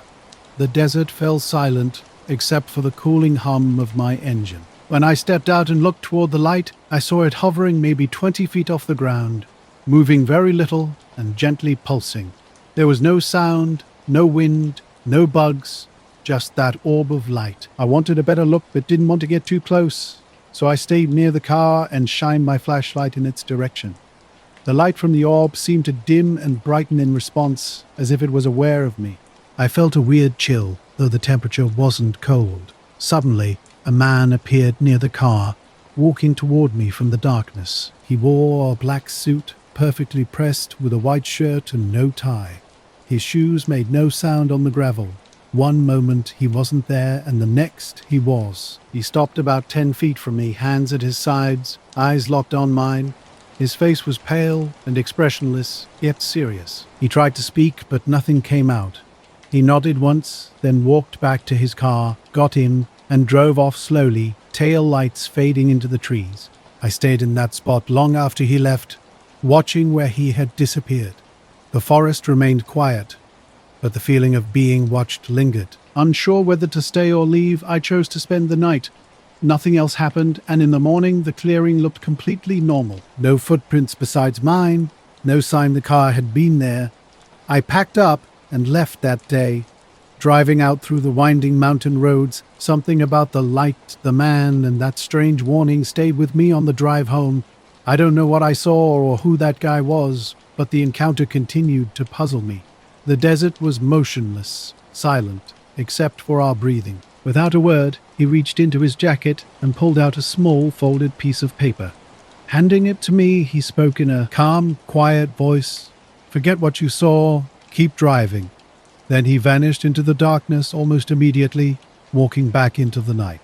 The orb disappeared too, as if it had never existed. I stood frozen, holding the paper. Slowly unfolding it, I expected a note or warning, but found only a strange symbol, something like a broken sun or cracked compass. Lines radiated unevenly from a circle, creating a shape I didn't recognize. Back in my car, I started driving. The empty, silent road stretched before me. I glanced at the paper again.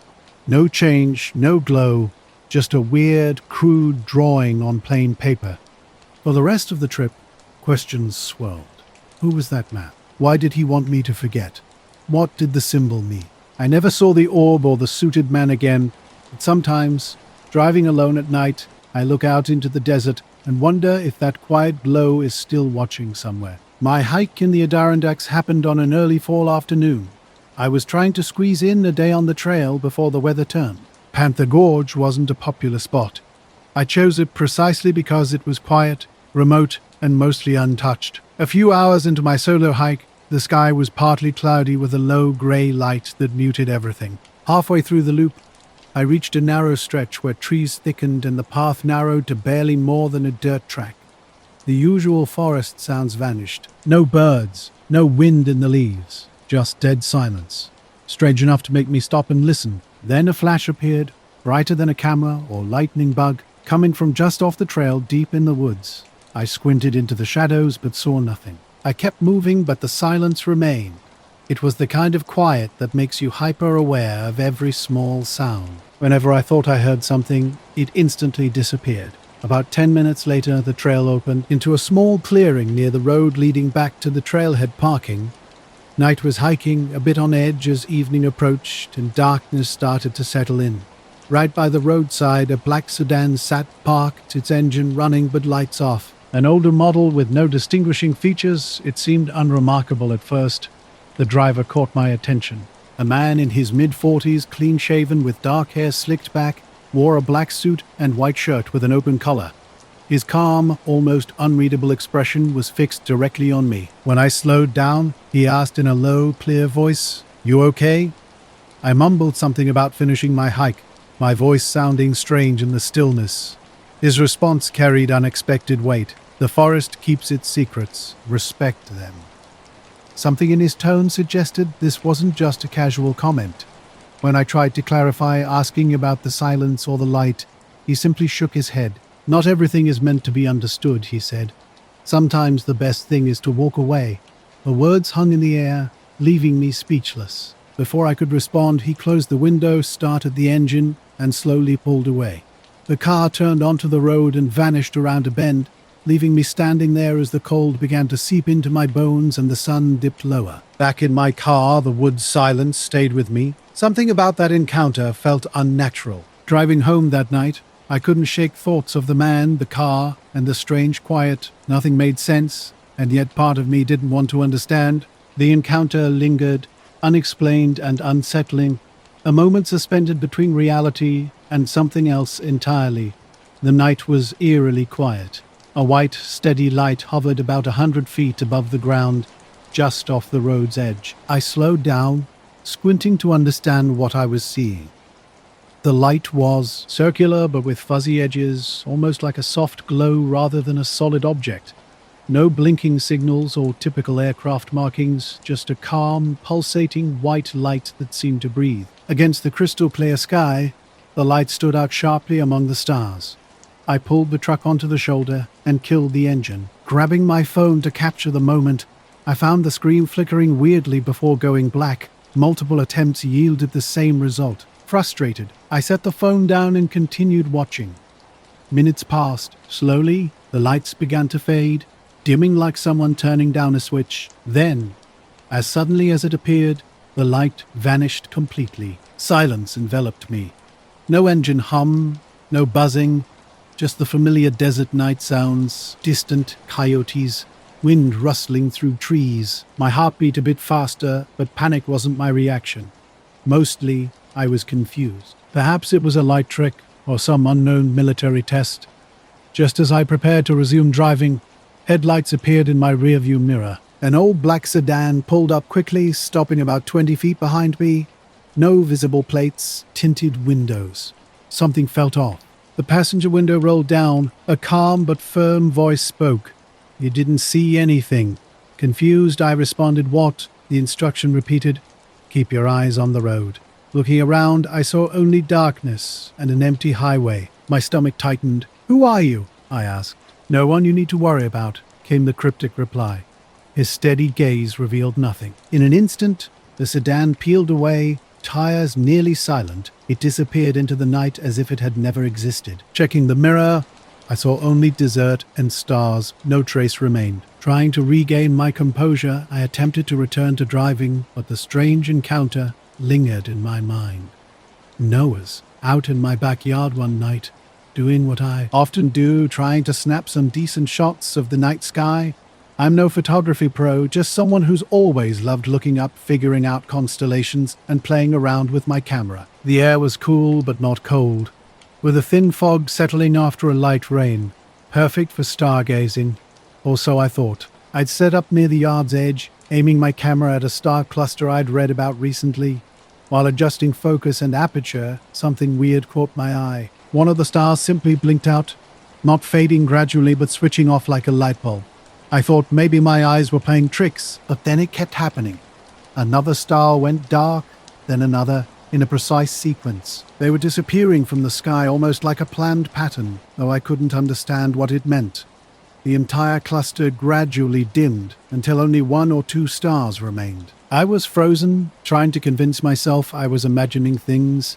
I scanned my yard. No planes, no drones, no neighbors' lights, just quiet darkness and those fading stars. Then, after a minute, they blinked back on exactly in reverse order. This wasn't the first strange thing that had happened. During a recent drive, I kept glancing in the mirror, half expecting to see a black car. The trip was mostly uneventful, but I felt watched, like something lingered just beyond sight. When I pulled into the truck stop in Prescott, I checked my phone. The pictures I'd tried to take were completely gone. Not just missing, but wiped clean, as if deleted at the source. I hadn't touched the phone since. I told other drivers what I'd seen, but mostly got shrugs or jokes. Maybe they think I'm making it up, or maybe they don't want to get involved. I still don't know what the light was or who that guy in the black car really was. The whole thing feels like something you're not supposed to talk about. But it happened, and it stuck with me. I've driven that highway hundreds of times before, but something's different now. It's like the road isn't just asphalt and dirt anymore. There's something watching, something waiting. I haven't been back that way since. Not alone.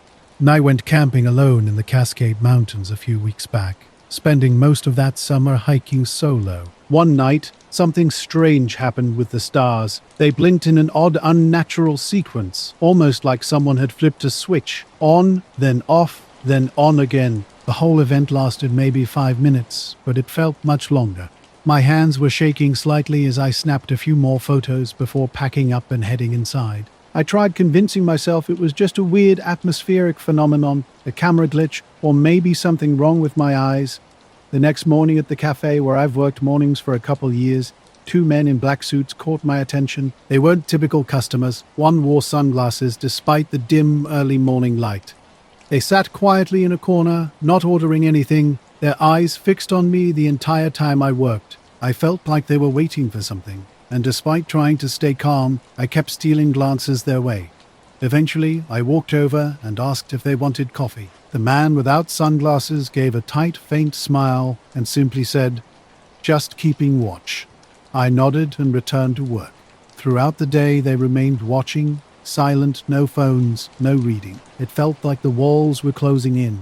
When my shift ended, they left without a word, slipping out as if they'd never been there. I can't stop thinking about that night sky, those blinking stars, and these men who watched me like I was the only thing that mattered. I don't know if they were connected or if I was just imagining things getting weird. Since then, I've avoided going outside at night to look at the stars.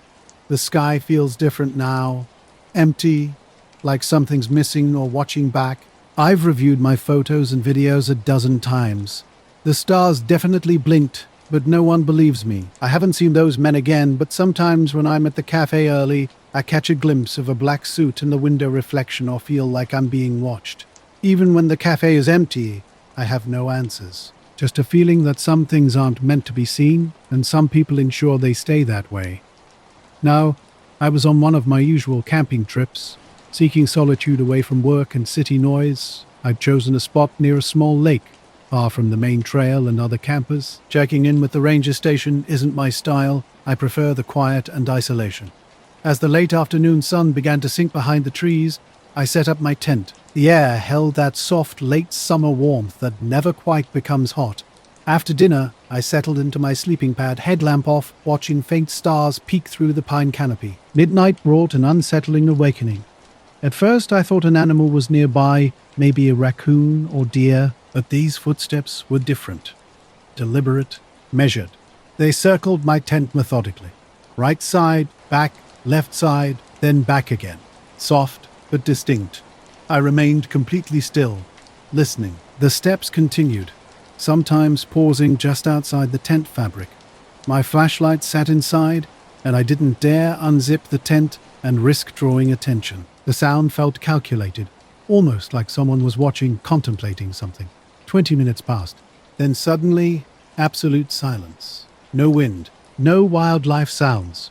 Just an oppressive, quiet pressing against the tent walls. The footsteps eventually faded into the trees, leaving me tense and uneasy.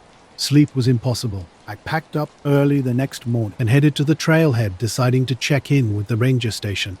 When I arrived, only a man in a black suit sat by the door, an unexpected sight in these mountains. He looked up and asked, "Are you Emily Parker?" Shocked, I cautiously confirmed. I hadn't shared my name with anyone and hadn't checked in anywhere. His faint smile sent a chill down my spine. I was hiking in the mountains near Bend, Oregon, on a late summer evening just after sunset. The sky was clear and a little chilly, with a faint smell of pine and dry grass. I brought my decent DSLR and tripod, hoping to capture some star shots or interesting light reflections off the peaks. Around 9 p.m., while adjusting my camera settings near a small clearing, I noticed something unusual. Far off on the ridge, a cluster of lights moved in an odd pattern. They weren't like airplane lights or steady tower illumination. Instead, they pulsed smoothly, almost like a wave, moving left to right and up and down with an unnatural rhythm. I started recording, wondering if it might be a drone formation or some weird signal reflection. The lights seemed too deliberate to be random. As I tried zooming in, the distance made details hard to discern. After about 10 minutes of watching, I suddenly heard footsteps behind me. Turning quickly, I saw two men in black suits standing there. Their presence was strange.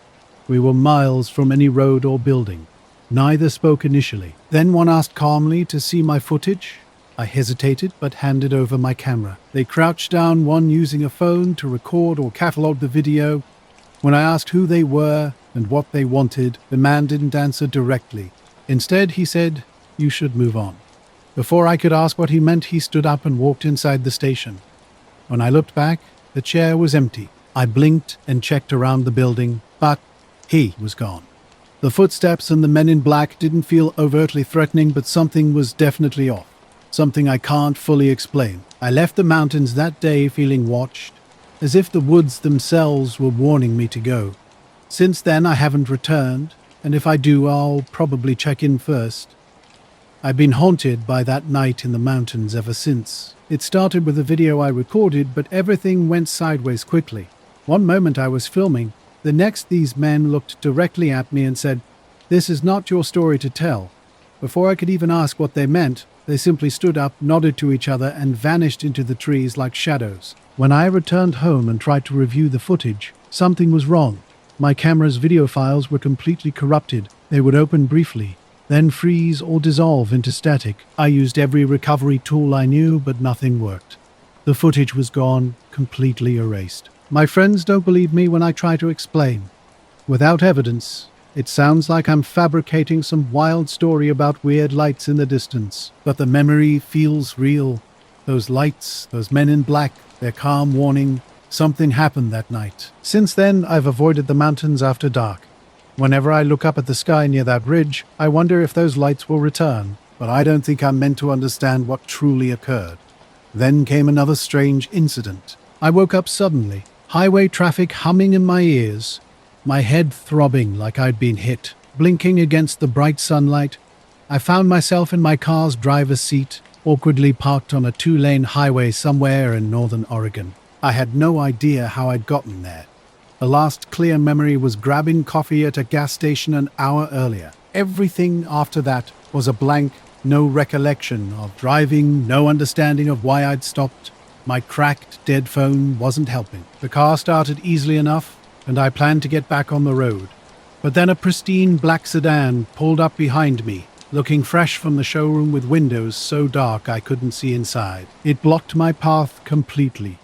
When the driver's window rolled down, a man in a black suit leaned out, late 30s or early 40s, clean-shaven, perfectly groomed. His expression was unreadable, his voice low and smooth. "Not yet," he said calmly. "Excuse me," I responded, my throat dry. "You shouldn't be driving right now." But we were parked on a quiet stretch of highway with no other cars nearby. Something felt off, more than just a headache. I felt stuck in a weird pause. When I tried to say I needed to leave, he didn't smile or soften his tone. He shook his head. "Sit tight. Someone will come for you soon." Before I could ask what he meant, another man stepped out of the sedan. Same style. Black suit, dark hair, serious face. He walked up to my car and looked in. I locked the doors without thinking, my heart hammering. The first guy looked at me. "You saw something you shouldn't have. That's why you're here." I opened my mouth to argue, but had no answers. What had I seen? I racked my brain, but only a strange memory gap emerged. "I don't know what you think I saw," I said. "I don't even remember half of today." The second man stepped closer, his face blank but intense. "That will change. We'll help you remember. Just relax." I wanted to slam the gas and flee, but my body wouldn't cooperate. A pressure built in my chest, like the air had thickened. These guys in black didn't move or threaten me directly, but their presence weighed heavily. The first man pulled out a small notebook. He wrote something, then showed it to me. "Where were you around 10 p.m. last night?" I frowned. I was at home." He nodded slowly, then looked at his partner. "And yet you were seen somewhere you didn't belong. What are you talking about?" I asked, my voice shaking. The second man suddenly took a step back and pulled a small silver badge from his coat. Plain metal, no words or logos. The sun grew hotter. Sweat dripped down my neck. The highway stretched silent except for distant car hums. "Why are you here?" I asked again. "What do you want from me?" The first man smiled, real, but just the tiniest edge of it to make sure you stay quiet. My hands trembled. "About what?" He closed the notebook and nodded at his partner. It was late October, a Thursday, driving home from work through the outskirts of New Richmond, Wisconsin. The sky was mostly clear, with a cool, damp feeling hanging in the air. That kind of chill that settles in when the sun has just dipped below the horizon. A few miles past the local power plant, the large coal-fired facility everyone in town jokes about but relies on, something felt off. I'd traveled this stretch of road 100 times before, always quiet and uneventful. But that evening, just after 7 p.m., I spotted something unusual. Odd lights hovering over the power plant. These weren't the typical work lights or warning beacons. They were smaller, brighter, arranged in a pattern that made no sense for standard equipment. Moving slowly but deliberately, they seemed to be surveying or scanning the facility. Curious yet cautious, I pulled over to the side of the road, keeping my headlights off and cracking the window. The air carried a faint ozone and coal smell, with an underlying metallic, sharp scent I couldn't place. The lights blinked intermittently, not like an emergency signal, but more like a coded sequence. Reaching for my phone to take a picture, I found the screen glitching and flickering. I decided to keep it off. Suddenly, a black sedan appeared. One guy approached me while another stayed back at the car. "You'll remember soon enough," he said. The sedan slowly backed up before speeding off, leaving me alone on the shoulder. The quiet returned, but the air felt different, heavier, with something unseen lingering. I sat there for a long time before starting the car again. The drive home was silent, with constant glances in the rearview mirror, half expecting the black sedan to reappear. At home, I checked the clock. 3 p.m., a huge chunk of the previous night, was a complete blank, somehow tied to those men in black. I never called the cops. I didn't tell anyone. There was no explanation that made sense. All I knew was that I'd been watched, maybe controlled, and whatever happened wasn't over. The weirdest part? After that day, I'd occasionally catch a flash of a black car just out of sight, always when I was alone, always for just a second. And I don't think they're done with me yet.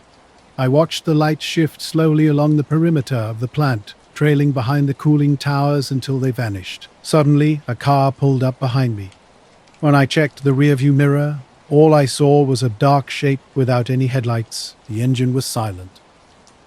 The driver's side window rolled down. A man in his mid-40s appeared, clean-shaven, with slick black hair and a dark suit that seemed out of place in our small town. No badge, no obvious identification, just a stiff smile.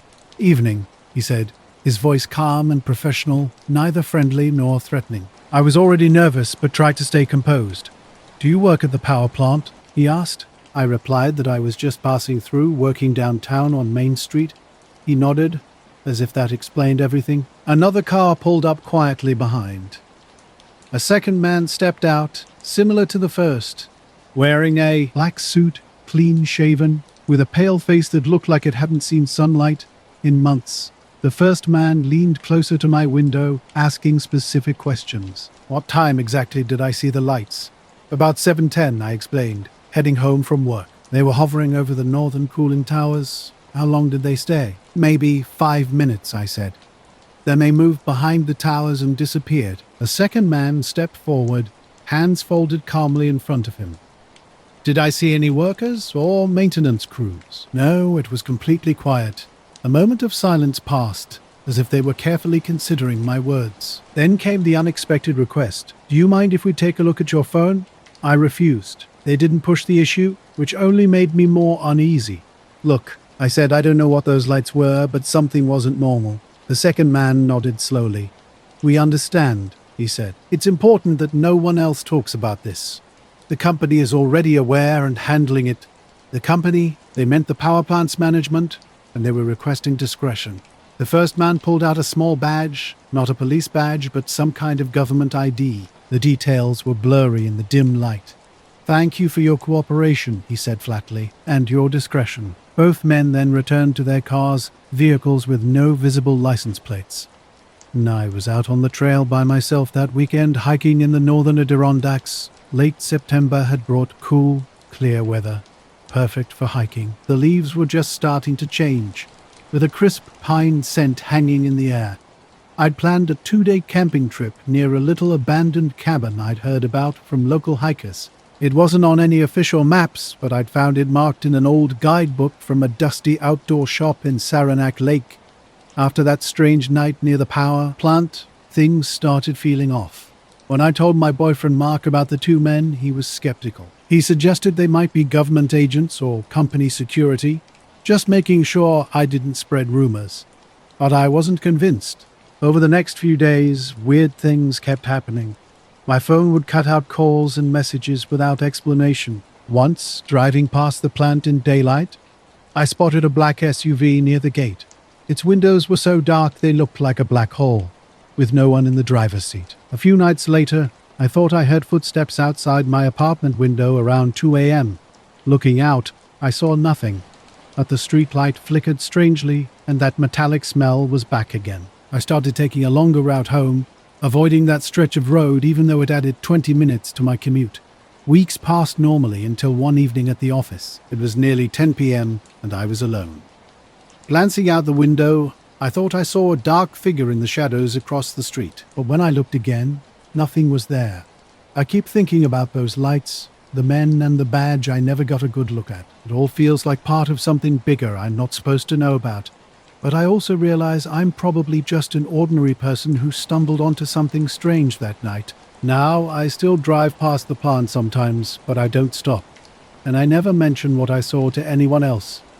The cabin stood small and weathered, its broken windows and sagging porch telling a story of long abandonment. I set up camp a little way off, near a cluster of fir trees, taking in the forest's solitude.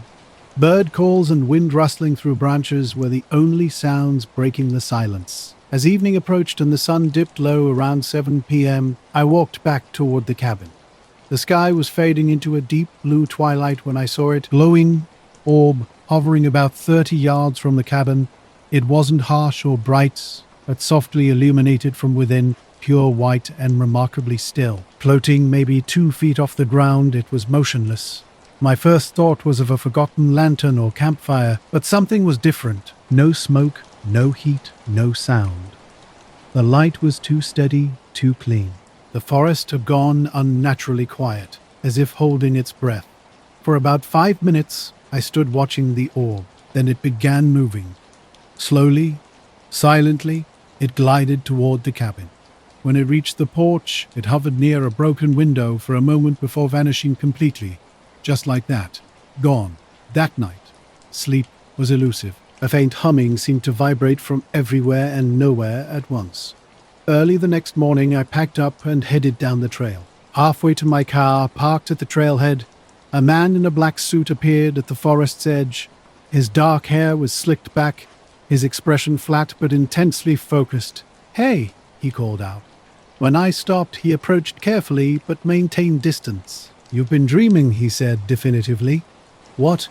I responded. He continued, gesturing toward the trees. "The light, the cabin. That wasn't real. You should leave before nightfall. Don't come back." I looked at him, confused and slightly annoyed, certain of what I'd experienced. He smiled. His smile was cold, like I didn't reach his eyes. Something about him made me hold back from asking who he was or why he was dressed. His voice was low, steady, with a way of making you feel like arguing was pointless. "I'm just hiking," I said. "I'm no hurting anything. Thank you for your discretion," he replied. Then he turned and walked backward, he disappearing quickly in purple shadows. I didn't see him again. He feeling as something was watching me didn't leave for a long time. The next few days, I kept looking over my shoulder whenever I was alone. Sometimes when he queer of he woods, I could see a faint light flickering just beyond he reese.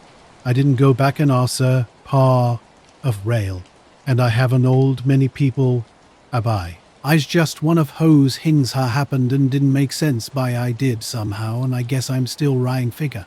"Oh, what?" I was working he late shiver hair, old radio Aran he edge of Millbrook, a small own in upstate New York. I was early November, and he nigh had seed in heavy and quay, with a cold fog rolling in from me river just a mile away. Around 9 p.m., I arrived at Hio, grabbed my jacket, and climbed his spiral staircase. He broadcast room. Hio wasn't much juice, a rusty metal structure with a cramped room ahead, where I managed local emergency broadcasts and kept his signal running for nearby communities. He fog had thickened since dusk, and he windows were straw with condensation. His silence was absolute except for he soft hum of he equipment and he occasional beep from he rans me. Around midnight, I was going through he usual checks when he radio started so crackle with static affairs. I was normal, just interference from he weather or a weak signal. Boo hen, he static go louder, like someone was rye no push rye, with a signal of their own. I wasn't any kind of code or message I recognized. Jews his low drawn out hiss. Ha didn't belong. I adjusted he dials, rye no clear, I boo, he static stayed. Filling he room with his eerie white noise, I was different from he usual interference. Almost like I had an engine behind I air. I leaned closer. Listen. Outside the window, just past the fog, a man in a black suit stood on the metal catwalk wrapping the tower. Nothing about him suggested a typical worker, no casual jacket or standard gear. His hair slicked back, his face was pale and unnaturally smooth in the dim light. I'd stopped transmitting on the microphone, thinking maybe I could hear better without my own voice cutting through. But something was different about this figure. He wasn't moving like a normal person, almost statuesque, except for one thing, his hand raised, palm facing me, a clear gesture to stop what I was doing. For a second, I thought I might be imagining him. The fog was thick, the room dim, static, filling every corner. But when I looked again, he was still there, unmoving, silently watching. His eyes were fixed on me, though I couldn't tell if they were dark or just reflecting the faint glow from the control panel. My first instinct was to reach for the radio and start transmitting again, maybe call out to him. Suddenly, the static rose up, cutting off my voice in a harsh burst. It sounded like interference, but almost as if the radio itself was warning me, drowning out my words with an overwhelming hiss. I pulled back from the microphone and grabbed my jacket. Heart pounding, I watched him for a moment longer. Then, just as suddenly as he appeared, the man turned and stepped off the catwalk into the fog. The mist swallowed him whole. I sat there for a long time, listening to the static, the silence, the faint hum of the tower's machinery. The radio never cleared up completely. When the morning shift arrived, I told them about the static and the figure outside. But no one believed me. They suggested fatigue or fog playing tricks. But that night was only the beginning. Over the next few days, my phone started acting strange. Calls wouldn't get, texts sent themselves blank. Sometimes my screen would flicker, showing static even when the phone was off. I'd catch myself glancing over my shoulder, feeling watched whenever I was outside or driving home in the dark. A few nights later, walking to my car in the parking lot behind the tower, I noticed a black sedan parked near the edge where the lot met the woods. It was the kind of car you don't see around here. Too clean, too polished, completely out of place. Now, I was parked at this truck stop just off Interstate 40 in New Mexico, somewhere between Albuquerque and Gallup. It was early morning, around 4:30 a.m., that time when the sky is just starting to get light, but everything still feels wrapped in quiet. The parking lot was mostly empty, except for a few trucks scattered around, and the convenience store was still closed. I stepped out of my rig and stretched, glancing up at the sky. It was clear, maybe a little colder than usual for that time of year. The stars were still out, but I noticed something odd almost right away. There was this low, fast-moving light slicing across the horizon, moving way too quick for any plane I'd seen. I'm used to watching the sky a lot on these drives, and I've seen planes, helicopters, satellites, all kinds of stuff, but this didn't fit any of that. It was traveling maybe a few hundred feet off the ground and fast, much faster than any small plane. I didn't make any noise either. No engine hum, nothing. It just moved in a way that didn't make sense. Then I saw the pickup trucks and older sedans most folks drove. I thought about ignoring it, but then I saw two men step out, both wearing dark suits similar to the man on the tower. They moved calmly, almost like they were on a mission, but not in a hurry. One of them looked directly at me as I approached and gave a small nod.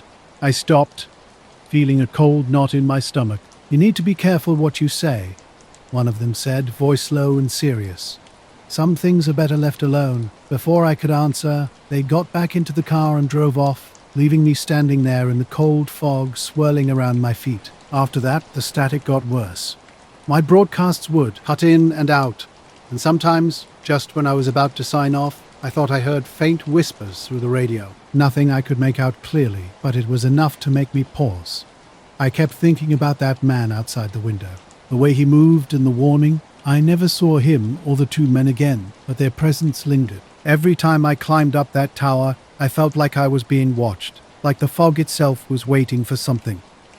Eventually the static faded and the broadcast returned to normal, but the feeling didn't go away.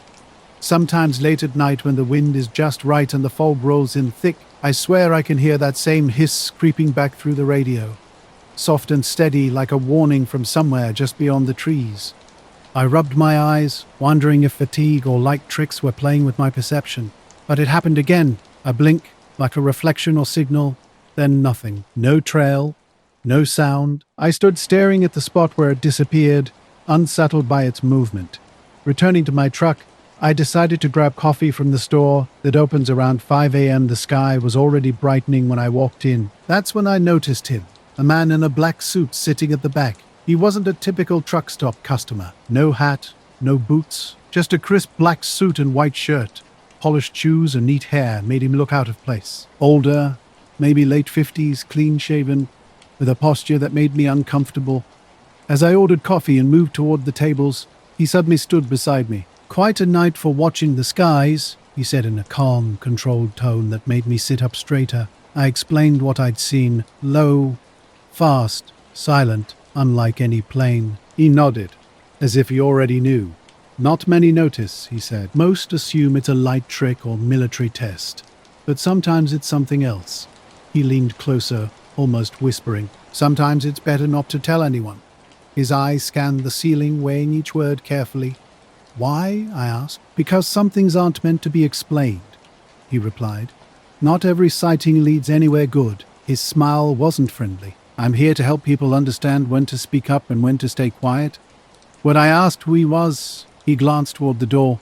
"Just someone who's seen too much." Before I could press further, he pulled out a blank business card with just a phone number, and the name Mr. Speakard with just a phone number, and the name Mr. Searcher. "Gray, call if you have questions," he said, and then he was gone.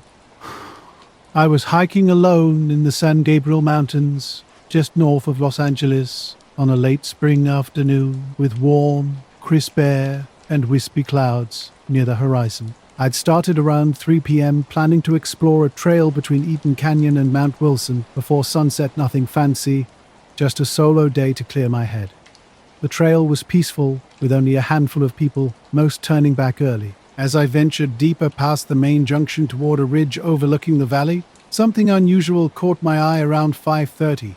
At first, I thought it was a helicopter hovering in the distance, but it wasn't moving like any aircraft I'd seen before. A smooth, metallic, oval-shaped object hung silently a few hundred feet above the treetops, catching the low sunlight in an odd way.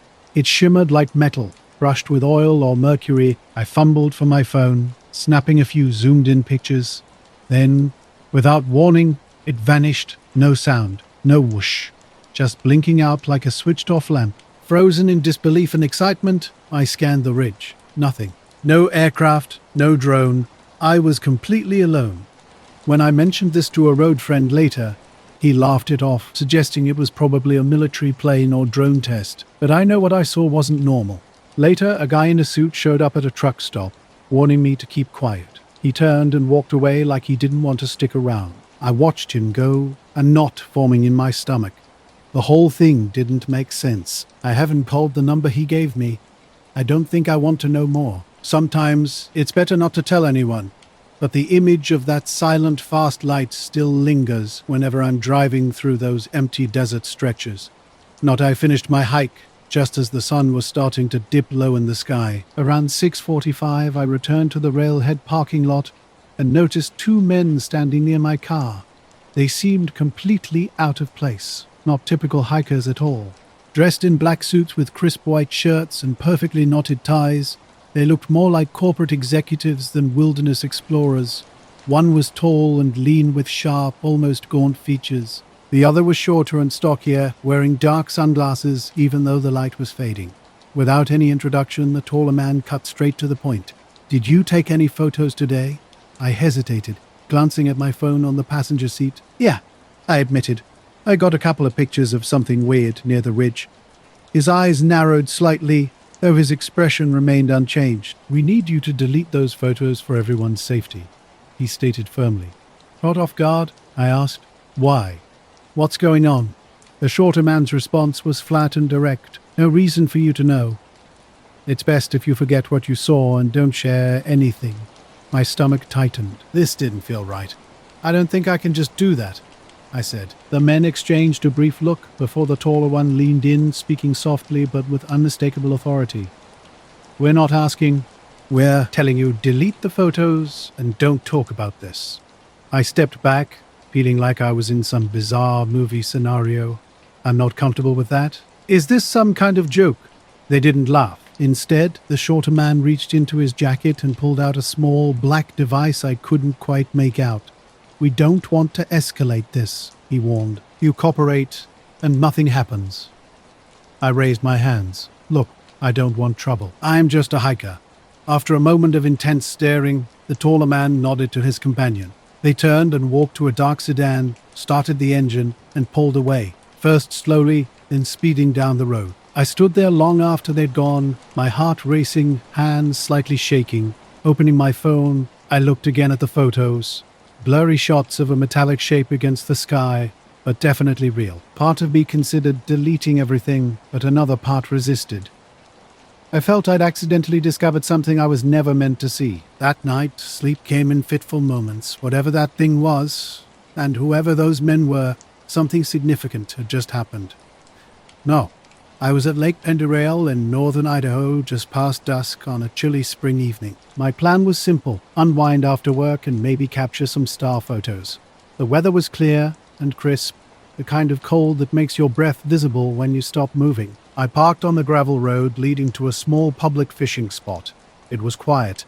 Not many people come around that late, especially on a weekday. With my phone and camera in hand, I set out to capture long exposure shots of the water and sky. The lake's surface was perfectly still, reflecting the stars. About an hour in, something caught my eye. Faint lights flickered just above the tree line on the far side of the lake. These weren't typical plain lights. They were too scattered and irregular. At first, I thought it might be a campfire, but the colors kept shifting. Red, green, pale blue, almost like LED party lights without any pattern. I started recording video, zooming in for a better look. The lights moved slowly, floating just above the trees, but their movement didn't make sense. There was something strange about them. The thing felt like a half-remembered dream, but the photos were on my phone and the memory was sharp. I checked the news for anything about unusual sightings. Nothing. No missing persons, no accidents, no government statements. The next day, I drove back to the trailhead, hoping to find something, maybe another sign or a clue. The parking lot was empty except for my car. No black suits, no sedan. I hiked a little way up the trail, but the ridge was quiet, normal, no lights, no metallic shapes. I told a few close friends about the encounter with the men, but not the object. No one really believed me, and I didn't push it. I didn't want the photos online or anywhere else. Weeks later, sometimes when I'm alone, I think about those two men, how calmly and quietly they told me to delete the photos for everyone's safety. It's strange how normal their presence was, how confident, like they were used to it, used to people seeing things they shouldn't. I never saw them again. The photos stayed on my phone for a while, but eventually I did delete them. Not because I wanted to, but because I felt it was safer that way. Still, every now and then when I'm out hiking or just looking up at the sky, I wonder if they're watching, making sure I'm keeping quiet. Or if the thing I saw is still out here, hiding just beyond the ridge, waiting for the next person to notice. Nice. I was out near the lake when something caught my eye. Lights that didn't behave like anything I'd seen before. They would blink on and off, fading almost to nothing, then reappear a little further over. At first, I thought it might be a drone or a light show from a boat, but there was no sound across the water, and the pattern felt too deliberate. I kept filming for about 10 minutes until the lights vanished behind a thick cluster of firs. Back on a rock, I scrolled through the video. The footage was grainy, but the lights were definitely there. Uneven, shifting colors, moving in an unusual way. I considered sending it to friends who might be interested in this kind of thing, but the signal was spotty, and my phone kept freezing when I tried to open the video. That's when strange things started happening. At first it was small glitches. The screen would distort, flickering with weird colors and apps crashing unexpectedly. I rebooted the phone twice, but nothing changed. Then the GPS stopped working. I was still connected to cellular data, but the maps wouldn't locate me. I packed up and started heading back to my truck. The forest was eerily silent. No night birds, no distant highway sounds, just the crunch of my boots on pine needles. When I reached the parking lot, 2 men were standing near my vehicle. They were dressed identically in black suits, no ties, plain black shoes, and dark sunglasses despite the sunset. One was tall with thinning hair combed back. The other had a square jaw and an impassive expression. Without greeting me, the taller man asked directly, "Are you the one who took videos near the lake?" Surprised, I confirmed I was. He explained they were there about the device I'd used. The second man stepped forward, stating they needed to take my phone to check a technical issue. When I asked why, he mentioned something on the device could cause problems if left unchecked. The first man's tone was firm. "We're not asking. Just give us the phone." My heart raced, but I tried to remain calm. Something didn't feel right about this encounter. We were driving through northern Vermont in late April on a desolate stretch of road cutting through dense forest. My wife Jess was behind the wheel, and I was sitting beside her when something caught my eye. Strange lights appeared in the distance, hovering above the tree line. We both saw them, suspended, unmoving, unlike anything we'd ever witnessed before. Later that night, I decided to record video of what we'd seen. I wanted evidence, something concrete to prove we weren't imagining things. When 2 strangers showed up afterward, everything changed. They were oddly dressed and out of place. One had a square jaw, and they both carried themselves with an unsettling intensity.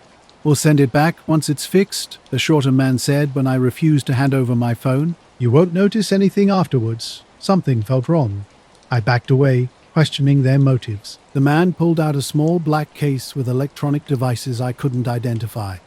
His companion warned me that things like this don't end well if mishandled. I fled to my truck, starting the engine and glancing back to see them standing motionless, watching me. During the drive home, my phone began acting strangely, flickering, then going completely black. No matter how many times I tried turning it on, nothing worked. At home, other electronics started behaving oddly. The Wi-Fi router dropped signal. Lights dimmed briefly. Nothing major, but distinctly weird. The next day, an unknown number called. A clipped voice said, "We're calling regarding your device." Before I could respond, the line went dead. When my phone finally powered on, all video files were mysteriously erased, even older recordings. I never heard from those men again. But the questions remain. Why those lights? Why were they so interested in a simple video from a quiet lake? It feels like a half-real, half-dream-like experience that I can't shake. But I know what I saw. We were driving to a rented cabin near Lake Champlain, taking our time to escape the city. The sky had that deep blue color, almost black but still holding on to some fading light. Cold air hung around us, damp from an earlier rain that left the road slick, with low fog starting to creep along the tree edges. This was supposed to be a quiet trip. No real plans. Just us and the woods. During the drive, we'd mostly stayed silent, enjoying the rhythmic hum of tires on wet asphalt. About 20 minutes before our turnoff, we passed a small rest area. Just a gravel patch with a few picnic tables and trash bins. We weren't planning to stop, but something caught my eye. A dark sedan parked oddly under a flickering orange lamppost facing the wrong way toward the forest. I pointed it out to Jess. "Look at that car. Doesn't seem right." She glanced over. "Yeah, that's weird. Should we pull in? Maybe someone needs help." I was uncertain. "I don't know." It's kind of late. As we slowed down, the driver's door opened. A man stepped out, mid-50s, wearing a dark suit, black tie, white shirt, hair neatly slicked back. His pale complexion and serious expression gave nothing away. He didn't wave or call out, just stood in the dim light, staring straight at us. Jess nearly stopped the car. "You okay?" she asked softly. The man paused, then took a slow step toward the road. His eyes locked onto ours. "Turn back," he said, his voice low and steady, like stating a fact. "Turn back before it's too late." His words caught me off guard. I blinked, expecting some explanation. Jess looked confused, glancing between me and the man. "What do you mean?" I asked. He didn't answer. Instead, he took a step back toward the shadows, and just like that, he seemed to fade into the darkness, not running or walking away, but more like the light around him dimmed until he blended completely into the night. The cabin trip haunted us long after we returned home. It started with a strange encounter on a lonely road. A man who seemed to vanish into thin air. Jess locked the car doors, her eyes wide with disbelief. "Did he just disappear?" she whispered. I wanted to tell her I might have seen him walk into the trees or around a corner, but truthfully, I wasn't certain about what I'd witnessed. The drive became heavy with tension. We both kept scanning our surroundings, glancing repeatedly in mirrors and checking the road behind us. No black sedan followed, but something felt off. When we finally reached the cabin, even the forest seemed different. The usual sounds of wind through pines and settling birds now felt thicker, more watchful. That night, sleep eluded me. I kept replaying the mysterious encounter and the strange warning in my mind. I tried checking my phone for evidence, only to find the battery inexplicably dead, despite being fully charged before we left. The next morning I returned to the rest area, hoping to find some trace of the man or his vehicle. Only tire tracks leading toward the forest remained, with no footprints or additional signs. I took photos in the thick morning fog, though visibility was poor. Strange occurrences continued over the next 2 days. My phone flickered with static before dying randomly. Jess's watch stopped working despite being fully charged. The cabin's power flickered unexpectedly during clear weather. We decided to leave early. Our return drive was quiet, filled with unspoken tension. I kept watching the side mirrors, half expecting to see the black sedan or the man's face watching from the woods. Nothing appeared. Now, the entire experience feels like a half-remembered dream.